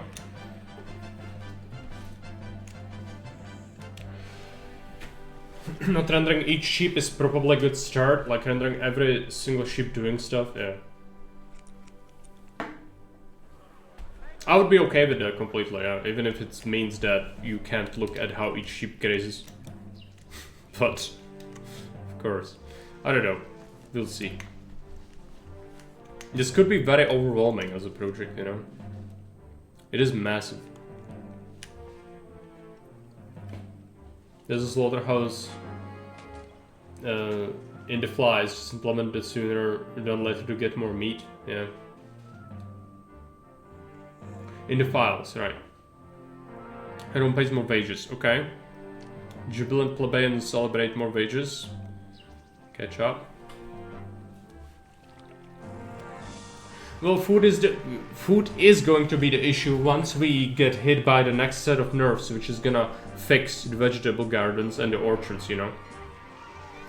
Then you will be stuck with farming, where you have to have 80% of your population do farming if you want to have any sort of food. Yeah, also that's what would happen as well. We no longer get subsidy, do we? No, we do still get it.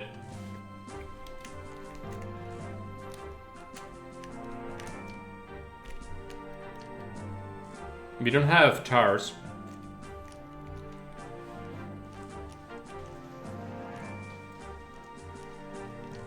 I tax my people. I haven't been doing that. Small casa, not necessarily super worth it.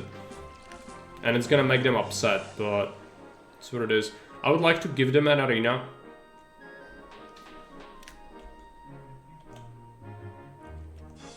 There's a rock.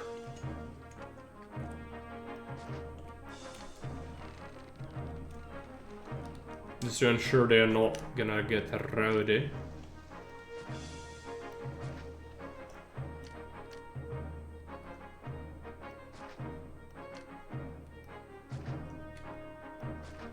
Do we have a lion pit? Nope.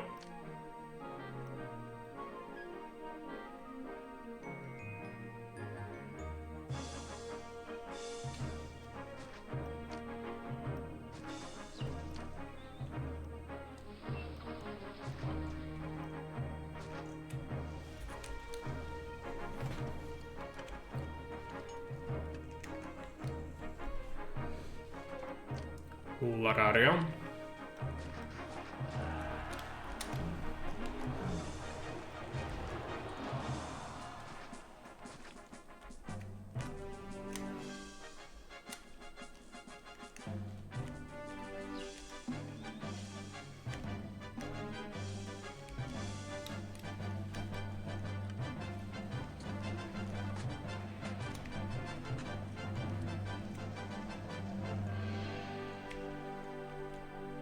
He wants clay.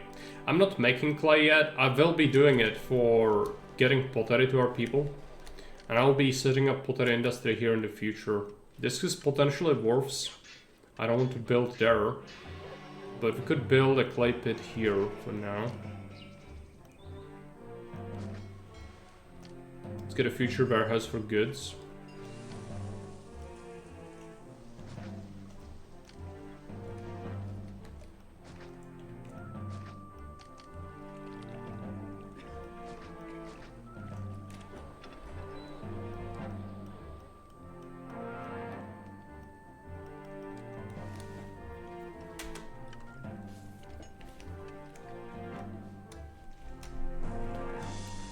Normally, by the way, you don't usually get clay on deserts, but you do in custom maps. You can make that happen.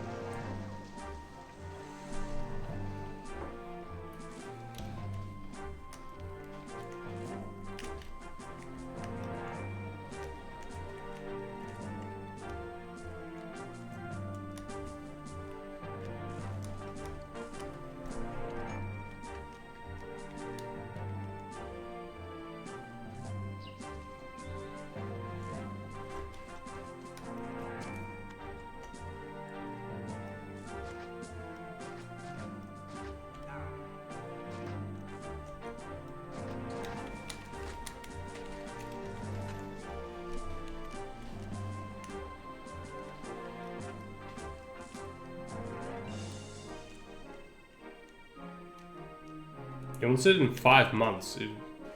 It's fine. I haven't been gifting him at all. Let's do a medium gift.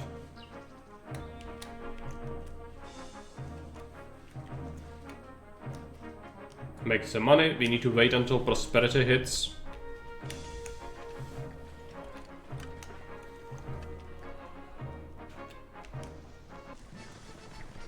It's sand. We can do that immediately.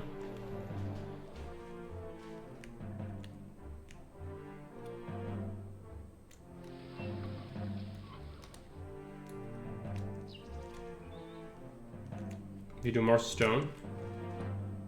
Not sure. What is the quota? 40. Well, they almost bought all of it this year. And I think they will. So one depot is actually being able to keep up pretty well.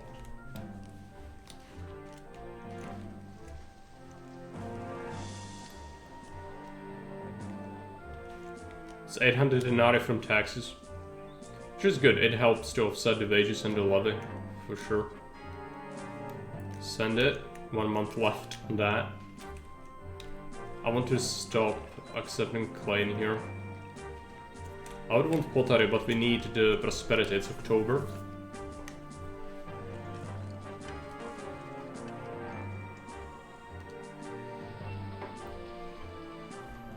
December. Sandstorms. State subsidy expired. Governor, I see that your construction is going well. I have therefore suspended your state subsidy and allowed industrial magnates to establish their workshops in your settlements. State subsidy of 100 denarii per month removed. Workshops have become available for construction. Alright. So first, let's do the pottery.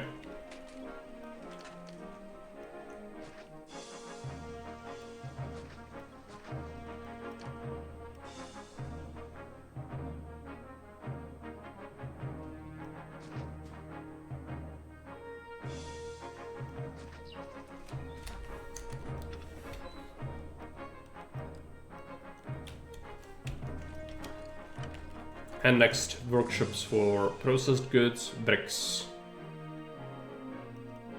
and pottery. Okay, so we could actually overproduce it.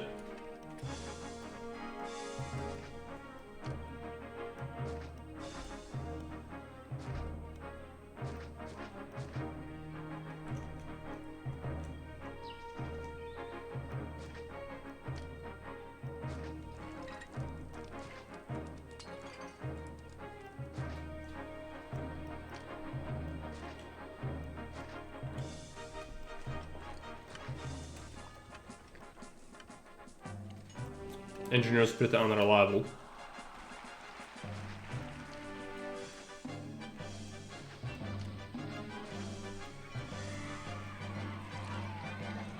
One more workshop.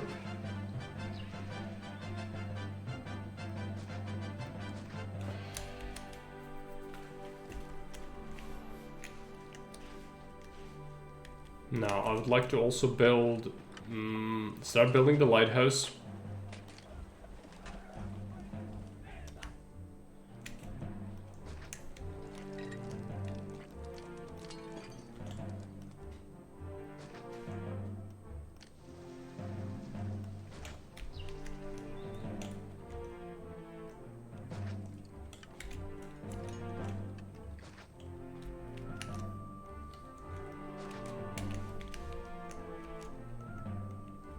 We'll need timber.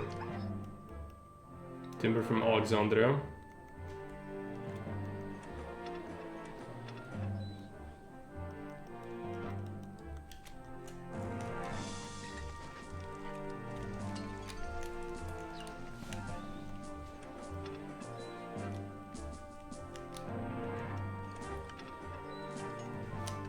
All our camps.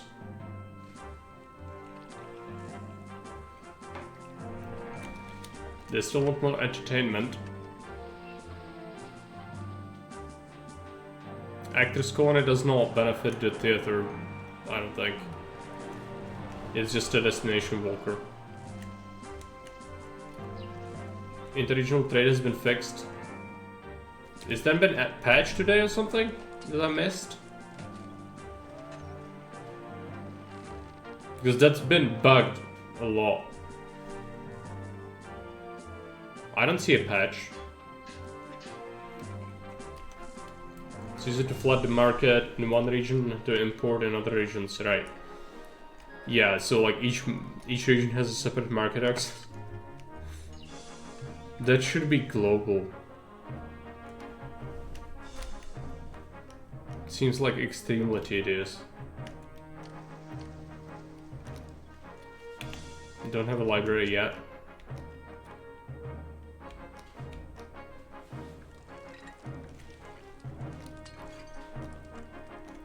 We're flush with food. Let's make another fort.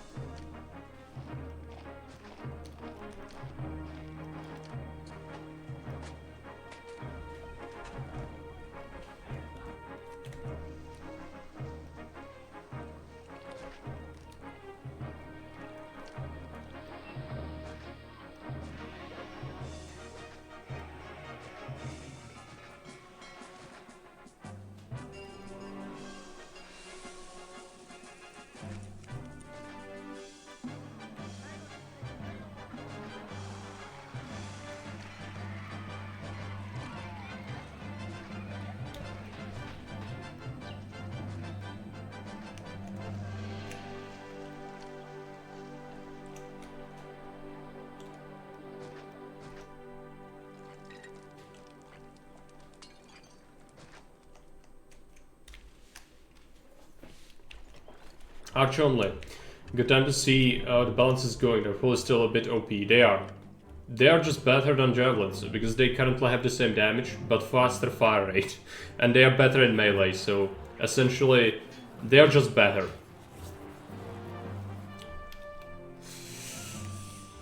Areldir. I have something to say. There's a reason why we don't do local uprising as the first attack. Unless this is triggered by me having forts with events, is that I have no idea if I'm supposed to be building military yet. Well, that is a distant battle, but a lot of people wait until the enemy is closing. So a lot of people would still not have anything set up probably.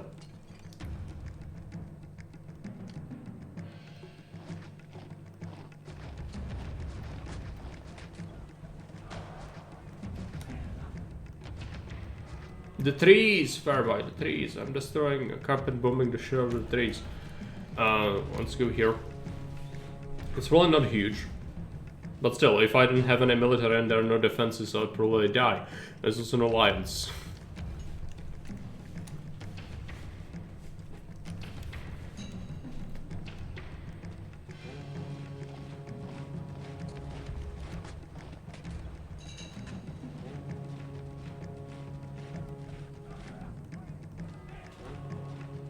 Kafkaesque maze of native crops.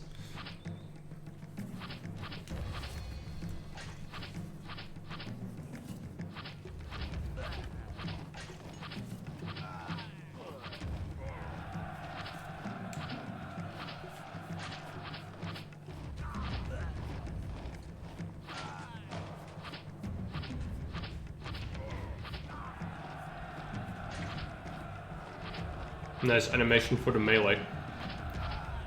For the archers. They lost 2 guys. Alright.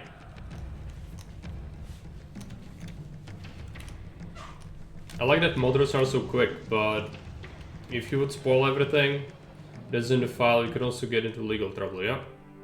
I imagine. Stone being brought. I don't think I want to import wine. We could build a hippodrome now, it's just very expensive. Definitely meant to be an enemy army, not natives, yeah. Because otherwise players have no idea. They should be building up a military in time. Which I do, because I just don't trust people in general. And it's good. I've been vindicated. It's not paranoia if people are in fact, you know, after me. So that's done. Let's give them some more wages. So they stop complaining. Like the insula, I just don't want to import wine. But it would be a short-term solution, for sure. How expensive is it? They don't drink that much of it. Okay, it's fine, it's viable.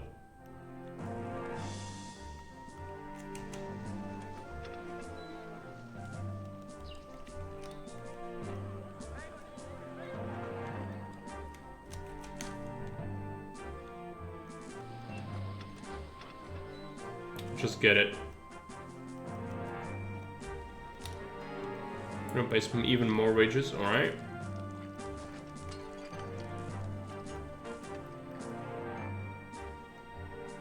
Also, I might put the tavern elsewhere. Reason being, it's already undesirable in that area.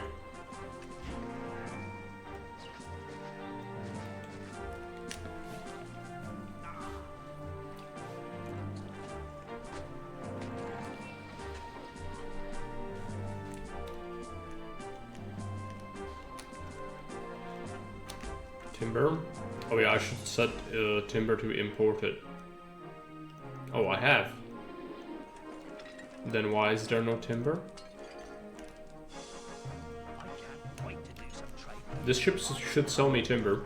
Oh, it's because this needs to be enabled, that's right.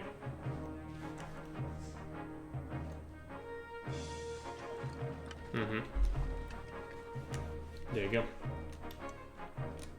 It's the dock. Oh, I could also bring pottery to the dock now.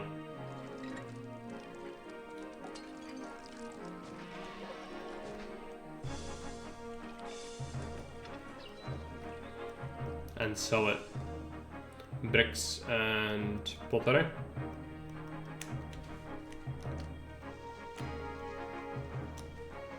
Blessing of Mars. Let's go with brickworks next. So we need sand and clay. We could do it here or even here, but yeah, maybe there is a world in which we just build up the industry here.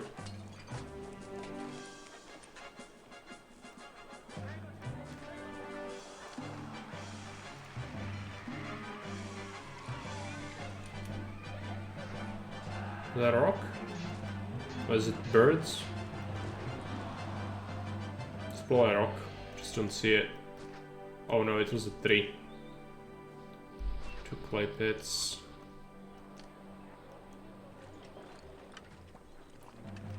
1 sand bed.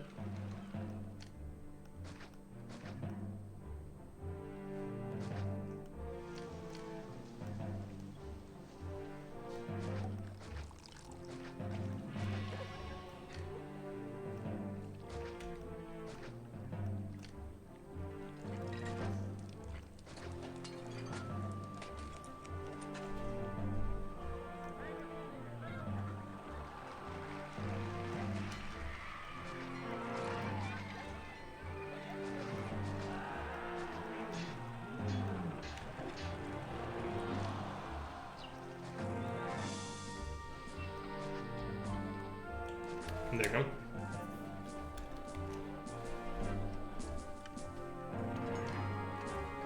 Exporting pottery. And Bix. Downside is these sand pits will send... maybe we could tell them not to supply workshops. No, I can't. Can tell it to this guy though.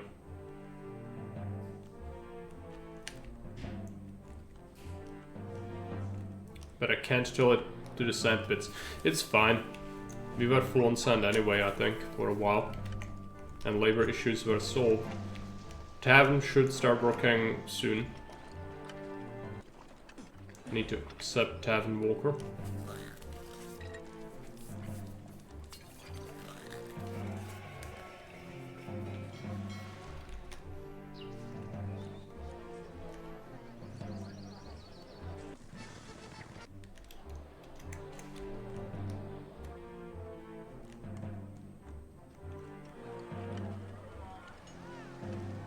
No F entertainment still. I should check my chart for that. Oh, because he spawns here, that's right. Damn it. Okay. Still, it's like the second you give him an option to do something stupid, he will. So, super frustrating. I'm sure you've encountered this before. I don't need to lay out for you why. You. Absolute dingus. There you go.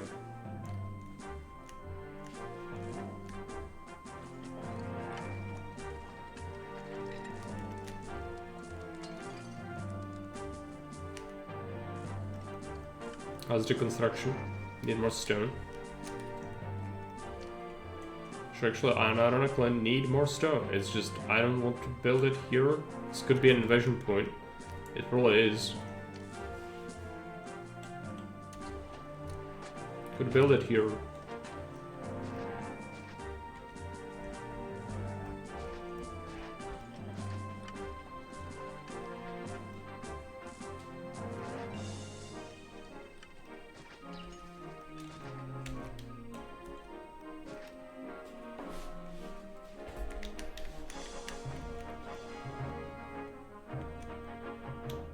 Storms, Emperor's Gratitude. And we have the full city, right? Yep. We should do some furniture next.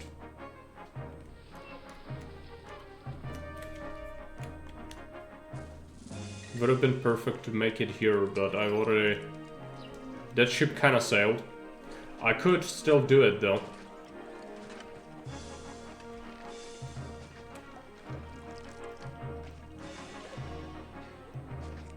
Just relocate some of the production. It's not great to do this, because it obviously disrupts the production.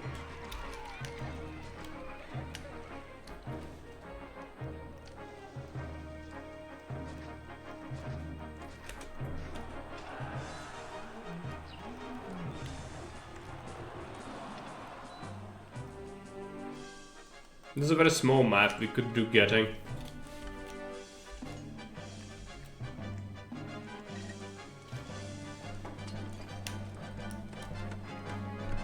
Thermoses.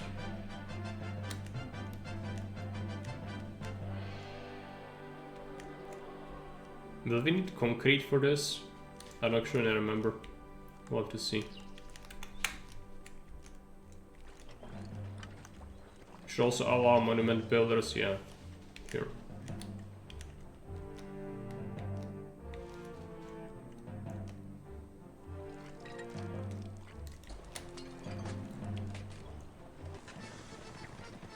$16 clay. We could stockpile it, I suppose. Hey Sam, welcome. No concrete, good.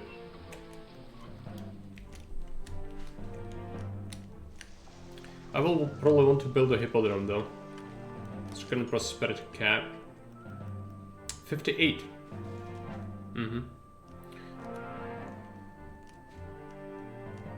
So potentially we don't have to build a hippodrome. I'll do a line block, likely. back here.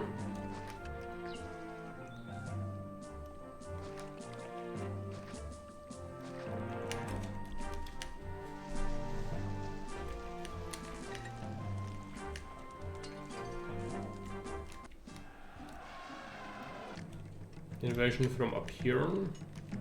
They can only come down this way. Let's clear this.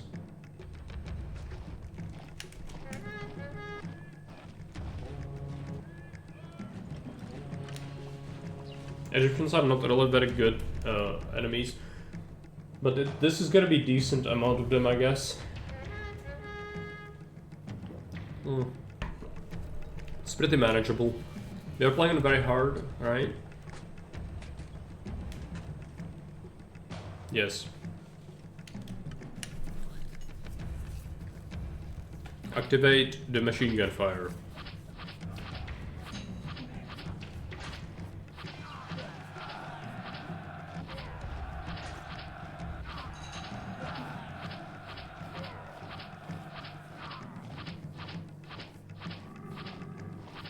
The camels still have the animation delayed for death, I guess. Spirit of Mars. Didn't even have time to activate. There you go. Pure Archer meta.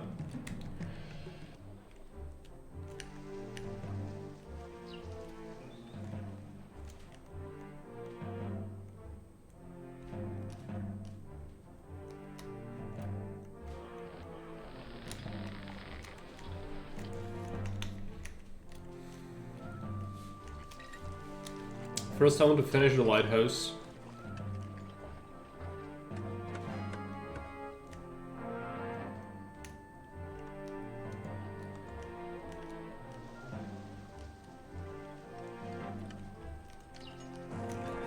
Let's get another fort.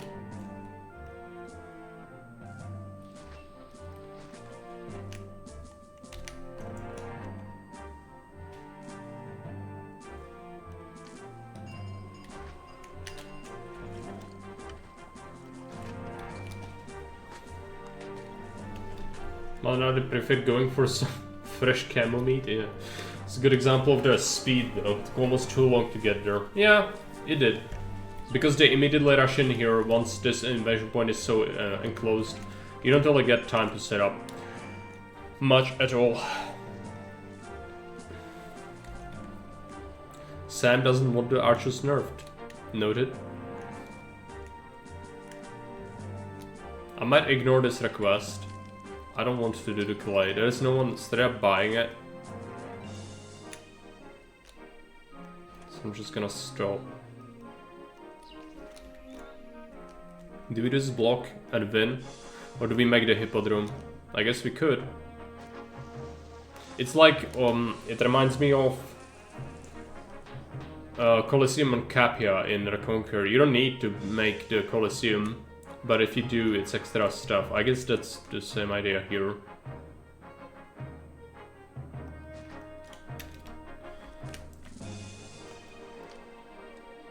Might as well. It's a very short map with the ratings, so I figured might as well.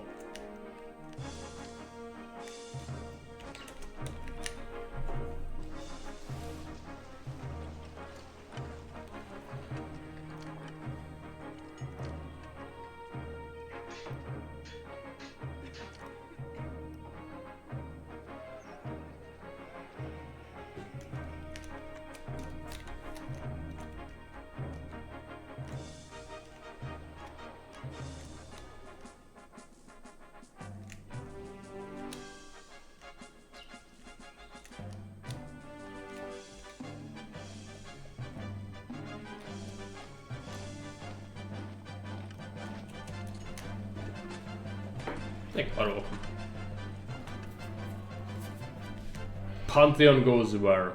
Never. Unless I'm forced to, I'm... Pantheon just makes me fucking want to vomit. It's just... Stop. It's time to stop. Hey man.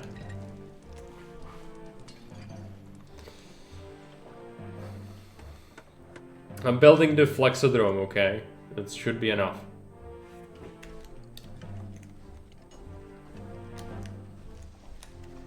We still don't have enough bricks. I'll need that extra block soon though.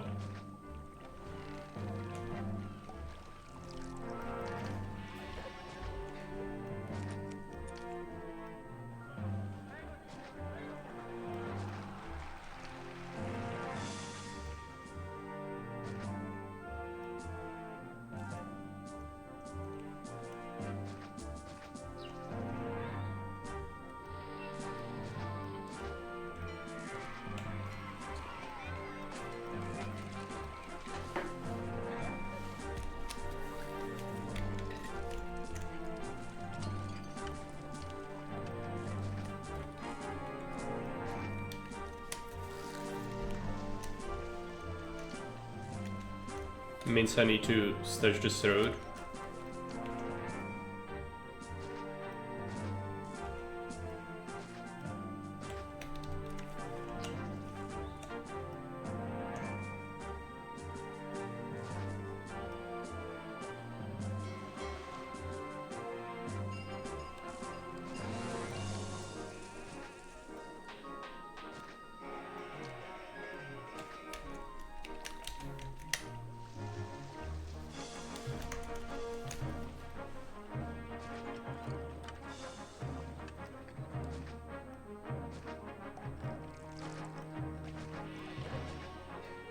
We don't need that much pop, just some workers, so that our industry doesn't die.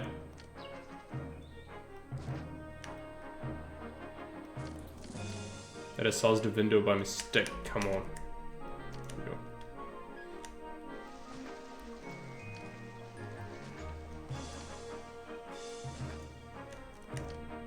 Let's give them one guard.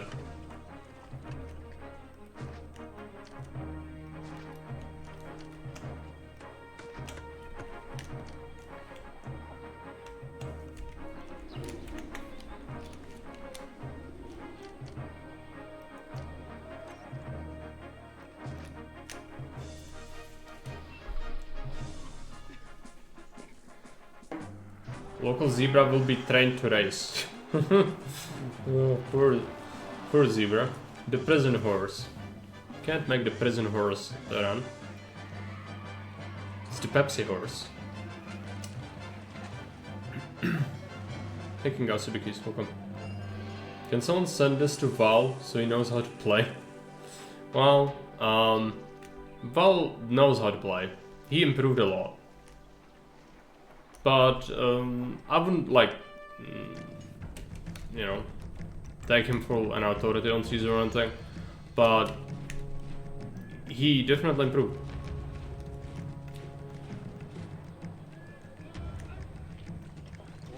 What do we have?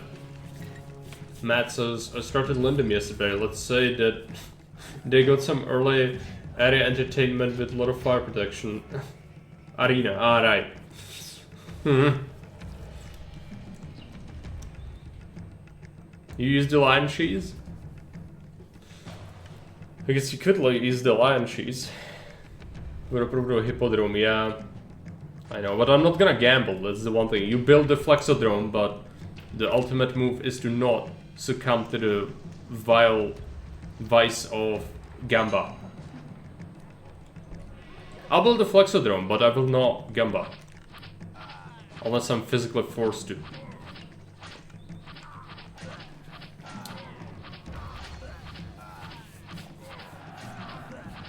I did, right. Yeah, I mean, feel free to.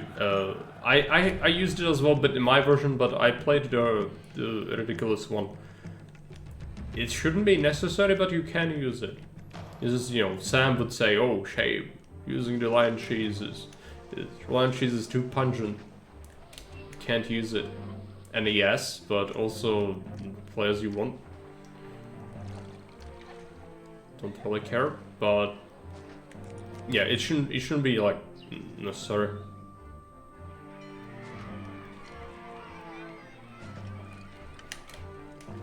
Like break out the lion cheese only in the late campaign, which is kind of, you know, makes sense. 1, 2, 1. 2. There we go. Let's get a fountain here later. Also, this tent needs water now. Where's my fountain? There we go.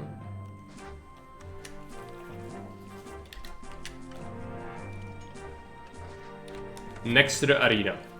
Prime living space, right?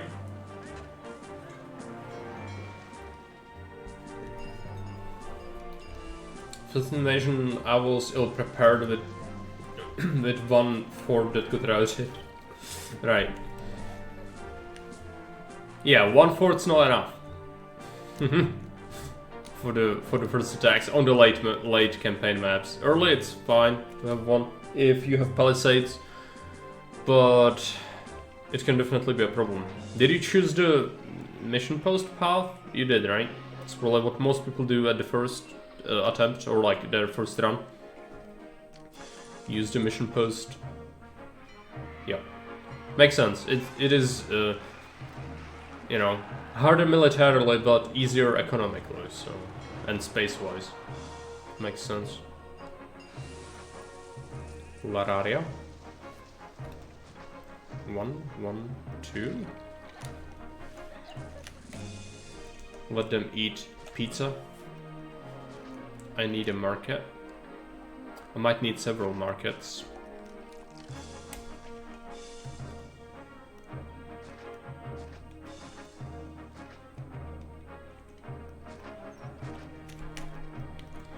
I don't trust him. Bricks. Allow... yeah.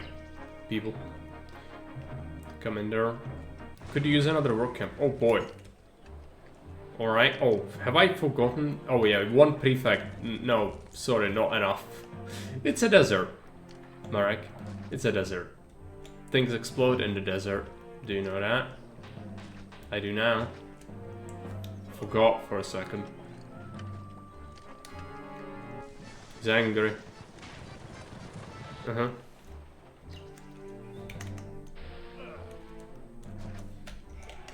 Let's fix that real quick.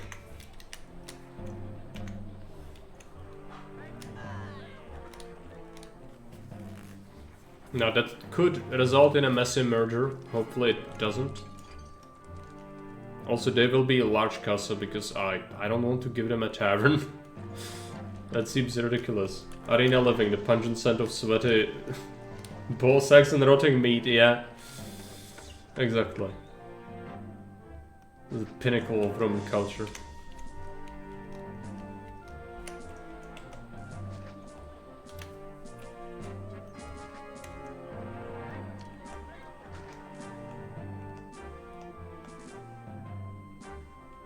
Desert.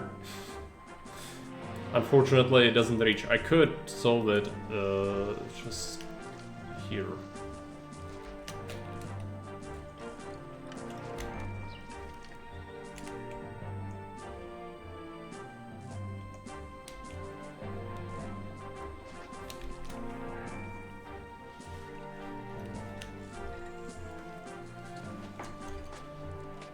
Matt says, I shoot myself in the foot going second block too early, go into debt, so it was a struggle building defenses early. High unemployment caused the riot and I pissed off the natives once a single tile of passing, so they cut my aqueduct. That sounds excruciating, yeah, so it's like a lot of compiling mistakes. I think 2 blocks can work, but as you know, it is very hard to manage unemployment then. You need a lot of money to keep the industry flowing. It can pay off, but if there is, you know, not enough money, it can be a problem. I think the economy is fine there. It's just you need to not overinvest early. So like lower income is fine. There's a subsidy.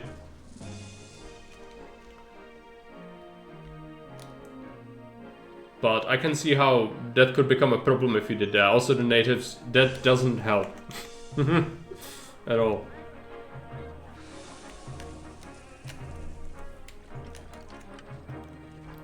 Let's get a tavern.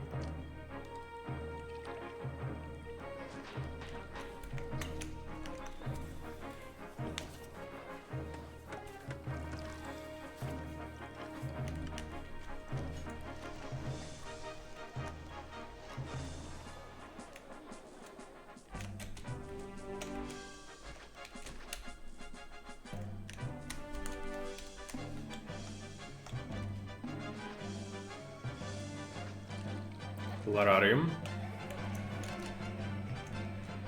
Or Lararia, I guess.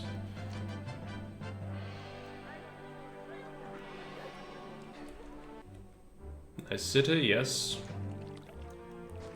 Build the dingus. Double dingus, even. Surrounding the drone.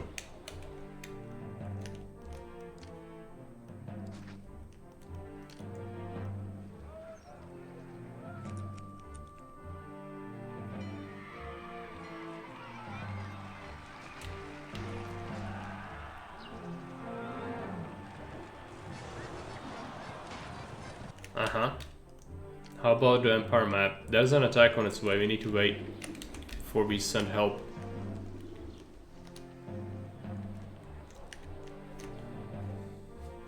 Sounds lovely.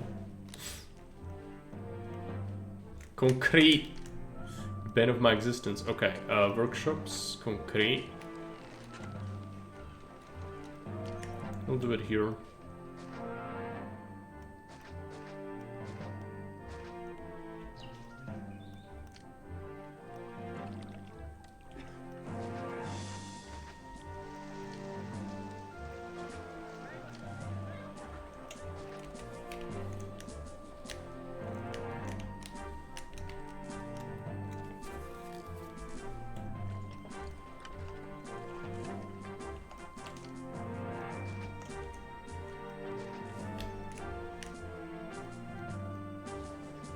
Religion?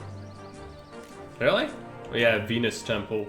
Well, I could replace the theater.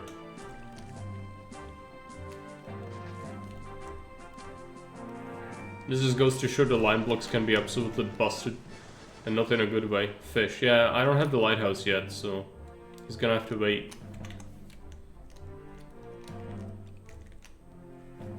I'm gonna cook up some concrete. It is a bit far from the sand pits. Yeah. We could make some more here. I suppose. Would kind of be helpful.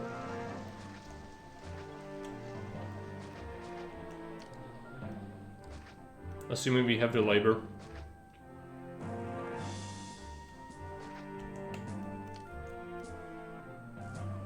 Concrete is quite sand hungry, I think, so it's not a bad idea.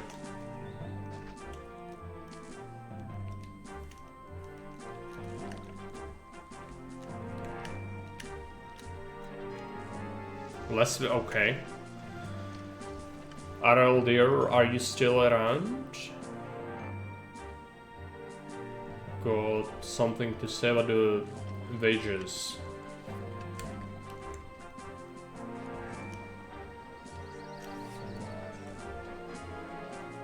Wilson for Venus.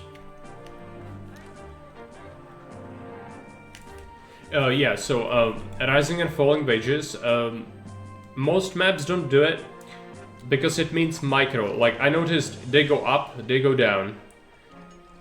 It's like, I know where you're coming from with that, but the thing is, the only thing that makes it what it achieves is it makes me go here and, you know, micro this every now and again. It's essentially like unending. At least if it's just going up, I can at some point just say it reached the maximum and I can just leave it and it's fine. But if it goes up and down, it never ends and I have to constantly go there. And technically it could keep happening relatively often, meaning that it can really disrupt the flow. So I would say, like, for most maps, stick with either go up or go down. Having up and down doesn't really make sense. Like in this map, for example, I think would be completely fine to keep it higher. Because I'm building the drone and I'm flush with money, so it's not like that's a problem. But of course it's your map, you can do whatever you want. I'm just giving you my 2 cents on it.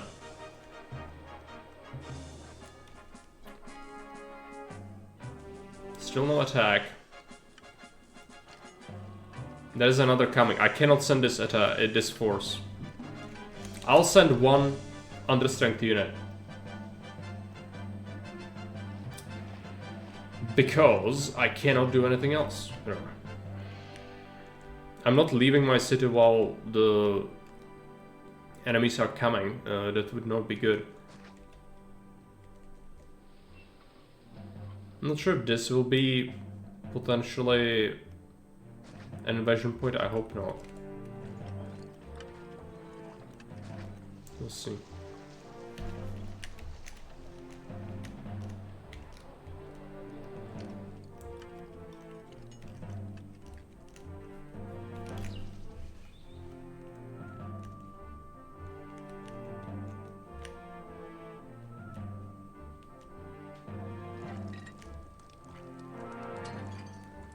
If I had a legionary fort, could have maybe sent them. But there are 2 attacks coming, so even then I would be worried. I think this is really like not really super great for people who would like to send that. Also these tents are a problem. It's probably just a shortage. Temporary one. I can add another market once we get rid of this maybe? No. I can't add another market. Macro is a bit of a problem. It all comes down to RNG. Yeah, my testing never been below 35 denarii and fluctuated between 35 to 40 most of the time. Yeah, unfortunately it does. Like it's, as I say, it's RNG. Like for me, it crumbled way more. It just depends. And I'm playing on very hard, all those same settings, right? There is a setting in editor to like make it not rise above certain threshold and below certain threshold, I think. So could use that potentially. Something about the attack. Do you plan for me to make legionaries to send them or something? Because like there are 2 attacks coming, and there is a request for an army. Usually that's considered not good, but I can deal with it. I'll just send an understrength unit too late. So like, oh, I tried. But, you know, if I actually tried, I would have gotten destroyed probably by invasions. If I actually sent my army away, that is. This is a problem. I'll do something a bit radical. It's not gonna be great. Okay, maybe we don't do that. Maybe we do this. Put in the market, make it trade just wheat. This food is a major issue here.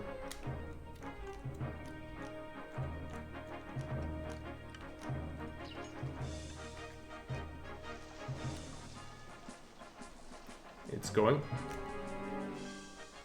Would like even more monument builders. I could make them.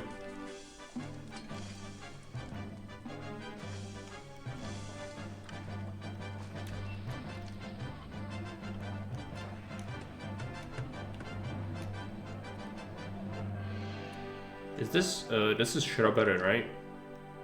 Bring me the shrubbery. There we go. Let's get an architect's guild.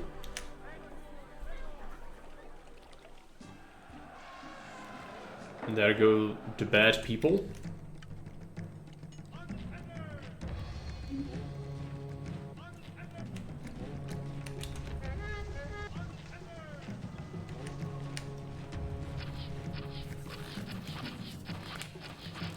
They're running in. We'll see. I trust in the archers' melee capability. We should be fine.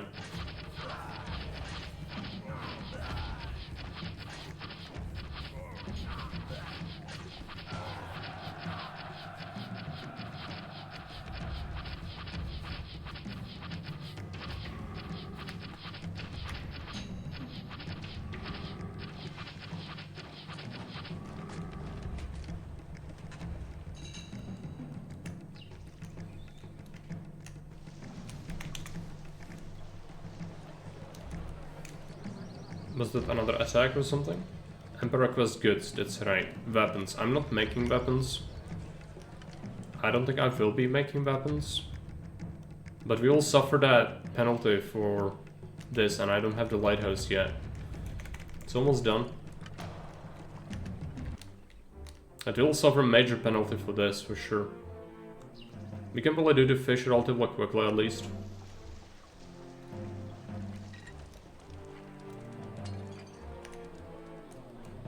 4 months. 3 months.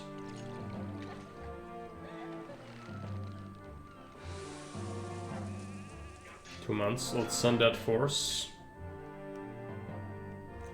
The fish.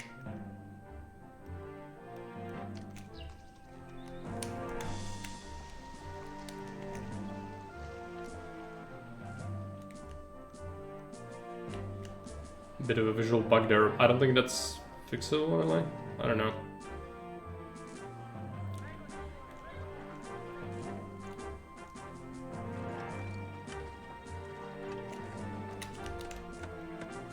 That's almost done.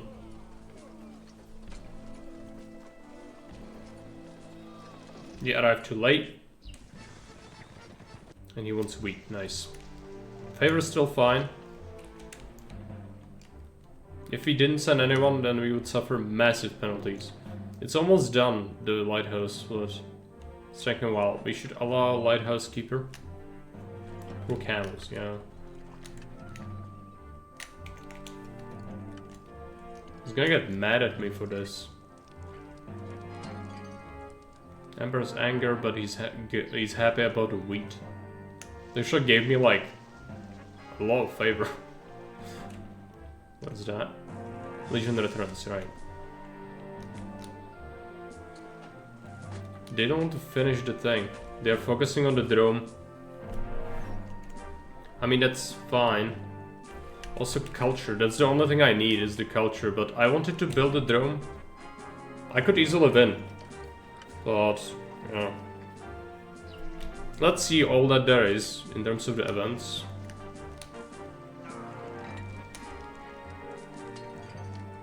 Well, even less wages, 25. I'm gonna leave it at 30.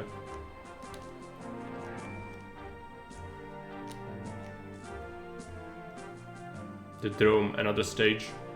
You doing this? Yes. Just need an architect.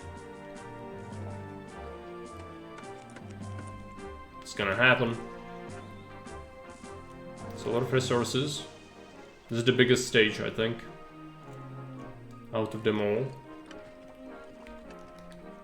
Let's accept fish. He wants sand? I don't really accept that much sand, but we could store it, I suppose. Monument completed. Let's pick a C, trade policy, exports. Exports. Low price on marble, changes in the empire, increased trading of marble to Rome. The sea beckons. Governor, I bring you good news. As you have recently completed construction of the lighthouse, merchants from other cities across the empire, including the Eternal City itself, have become more willing to trade with you. Additionally, local fishermen have flocked to the city's ports, providing your citizens with new sources of sustenance. New trade route to Antioch has become available on the empire map. Fishing wharves have also become available for construction. Let's check. We go Antioch, right here. 25 fish and weapons. They sell oil. If we wanted to evolve more, we would go with that.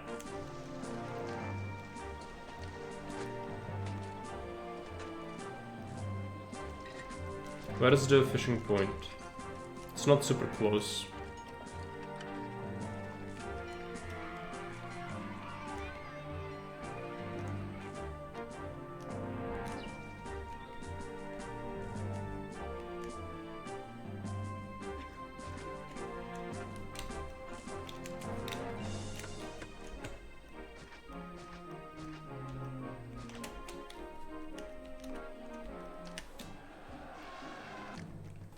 Invasion from here.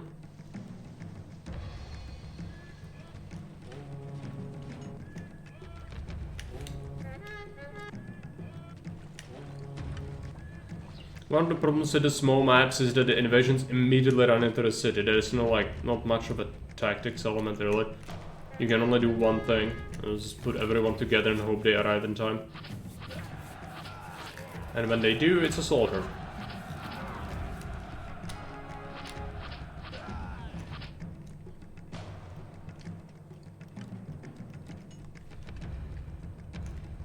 Building the drone, yes. Need marble, of all things. There you go. It is in fact available.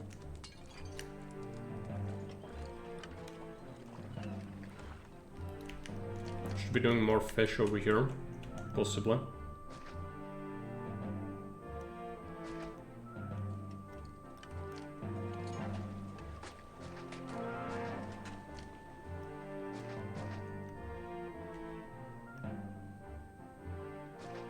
Let's move this architect. It does not actually need protection from things. These rock camps and all that. So we could put this down here.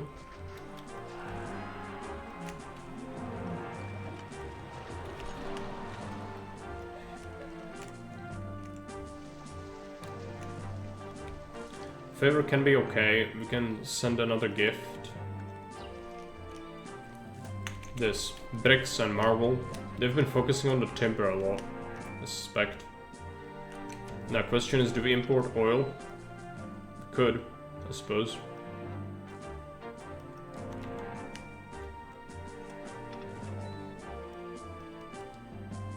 But libraries are not something I have anyway.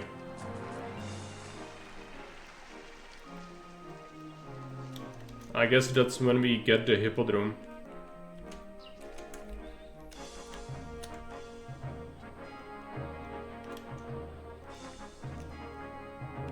City retaken, there is a local uprising.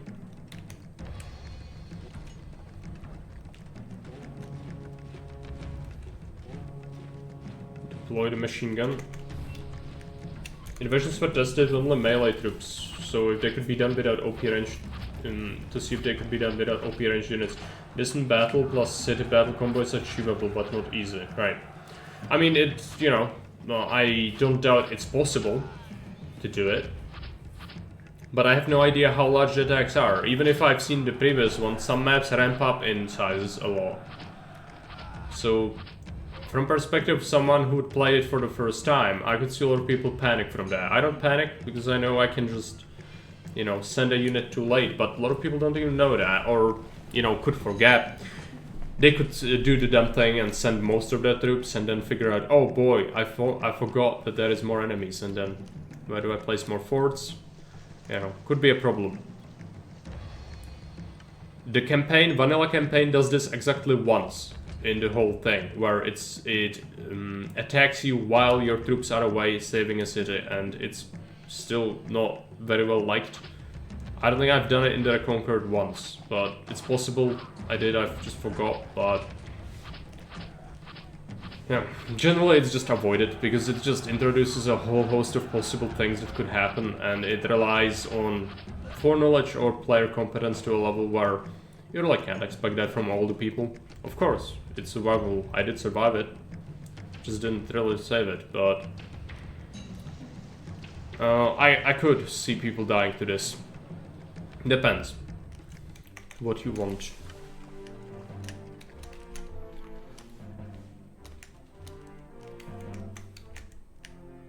Have we gone home? Where is this? Where are the boys? They disappeared? Oh, these forts died? Really? Was that big of an attack and I didn't notice two forts melted completely? What's the morale on this? Bold. I guess that adds up.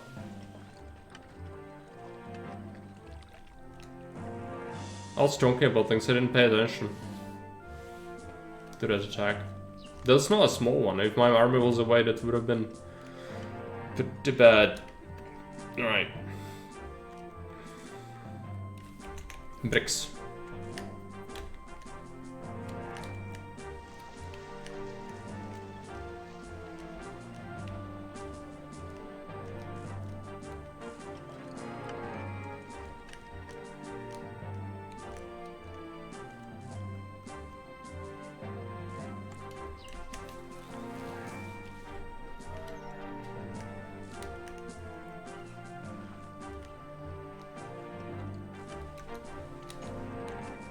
It is the real Chungus. invasion is imminent. Iron, make iron. Sorry, but I don't want to import it. I can. If favor was a big deal, I could. My current, let's check. It's fine. I could then just want to see what the event is with the hippodrome.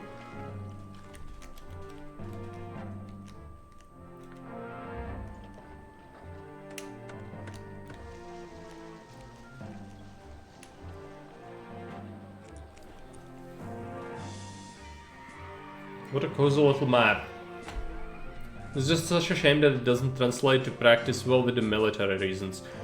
The invasion points, I feel like it's always just so weird when they run in immediately. That's why the small maps are usually not like super well liked. I don't hate it or anything, but it does certainly feel like I'm cramped on this map. Okay. No betting. You've built the Chungus. And there is an invasion. Changes to the Empire, drunk distractions. Governor, I bring you good news. As you have recently completed construction of the Hippodrome, the local Greek population has come to greatly approve of your governorship. Nobles of Memphis have sent trade envoy to the city and informed your surveyors of whence precious gold ore that might prove most profitable if you were to mine them. Additionally, your personal coffers have swelled with donations of the local citizens who wish to express their thanks to you for providing them with the entertainment they desire. Whilst a few gladiators would certainly appease your Roman colonists more, I suppose chariot races does have a certain allure. Chariot racing, right. A trade route to Memphis has become available on the Empire map. Amphitheaters, mission posts, libraries, academies, and gold mines have become available. Yeah, library is what we wanted. Your personal funds have received sizable donations, so it's like one-time thing. Alright, where's the attack? It's here. Need to rotate. We don't have palisades or anything, so I can't really wall. Just put it here. I will build a library instead of this temple to Mercury.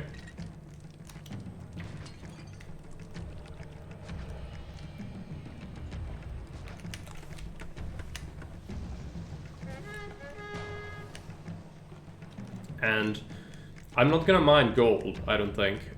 We did unlock mission posts so you could trade with natives, but if you build a hippodrome, I feel like you are already kind of done. Like I don't have the space to really build much else, I don't think. Maybe it's also partly because I've not deleted the trees much. Yeah. I mean, it's probably part of the reason why.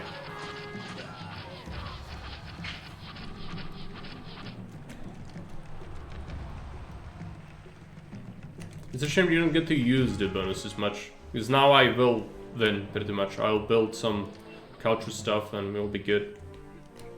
Mission post, you say, temperature, native money printing machine. I don't need it. This is the thing. Money, if money has no value, then it doesn't even matter. It matters when you know, when you struggle with money, but when it's flush, why would you want it?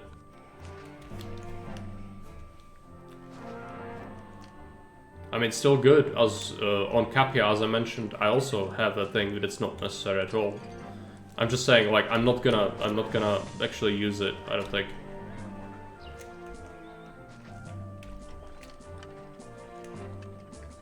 I struggle to see many places where to even expand, really.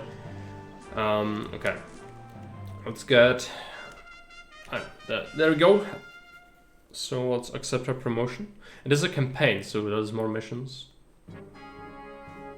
Okay, no more stock message. Thanks, it's the first map, so it's not that hard.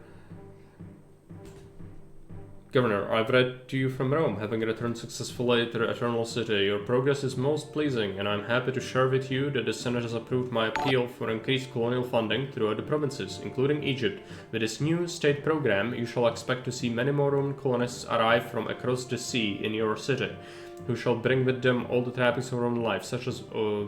okay, isn't this the message that... Yeah, this is part of the message that was for unlocking... What was it? Arena. And Gladiator Schools. So this is where it should end. Including Egypt. There you go. Did we have something happen? Wasn't this message from before? It was. Didn't we get something? Look. Right. Followers. Yes. Thank you.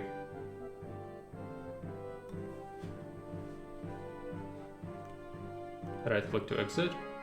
Memphis, restoring the ancient capital. I will likely just skip this and then save it so we play it next time. It's not been long, 2.5 hours, but I want to keep it with fresh mind. If I go into it and I'm distracted, it's not gonna go well.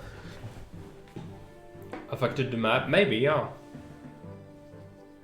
If it was made before then, I'm not sure what's up with that. Do you want to save? I think you can probably replicate that, right? I'm not gonna even spoil myself with the things. We can play that next time. And this is larger. It's in the Nile, right? Yeah. We are in fact in the Nile. Okay.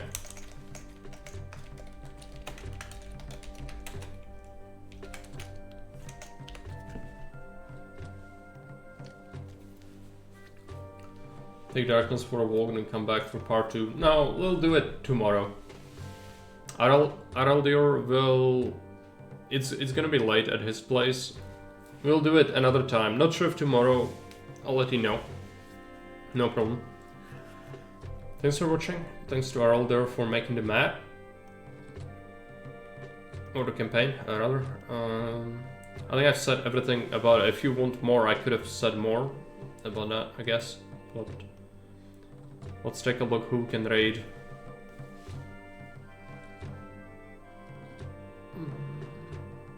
Is Yogdok playing War Thunder? Not really relevant, but there's no one else at the moment. Yo, no problem. Thanks for watching. See you around. Bye.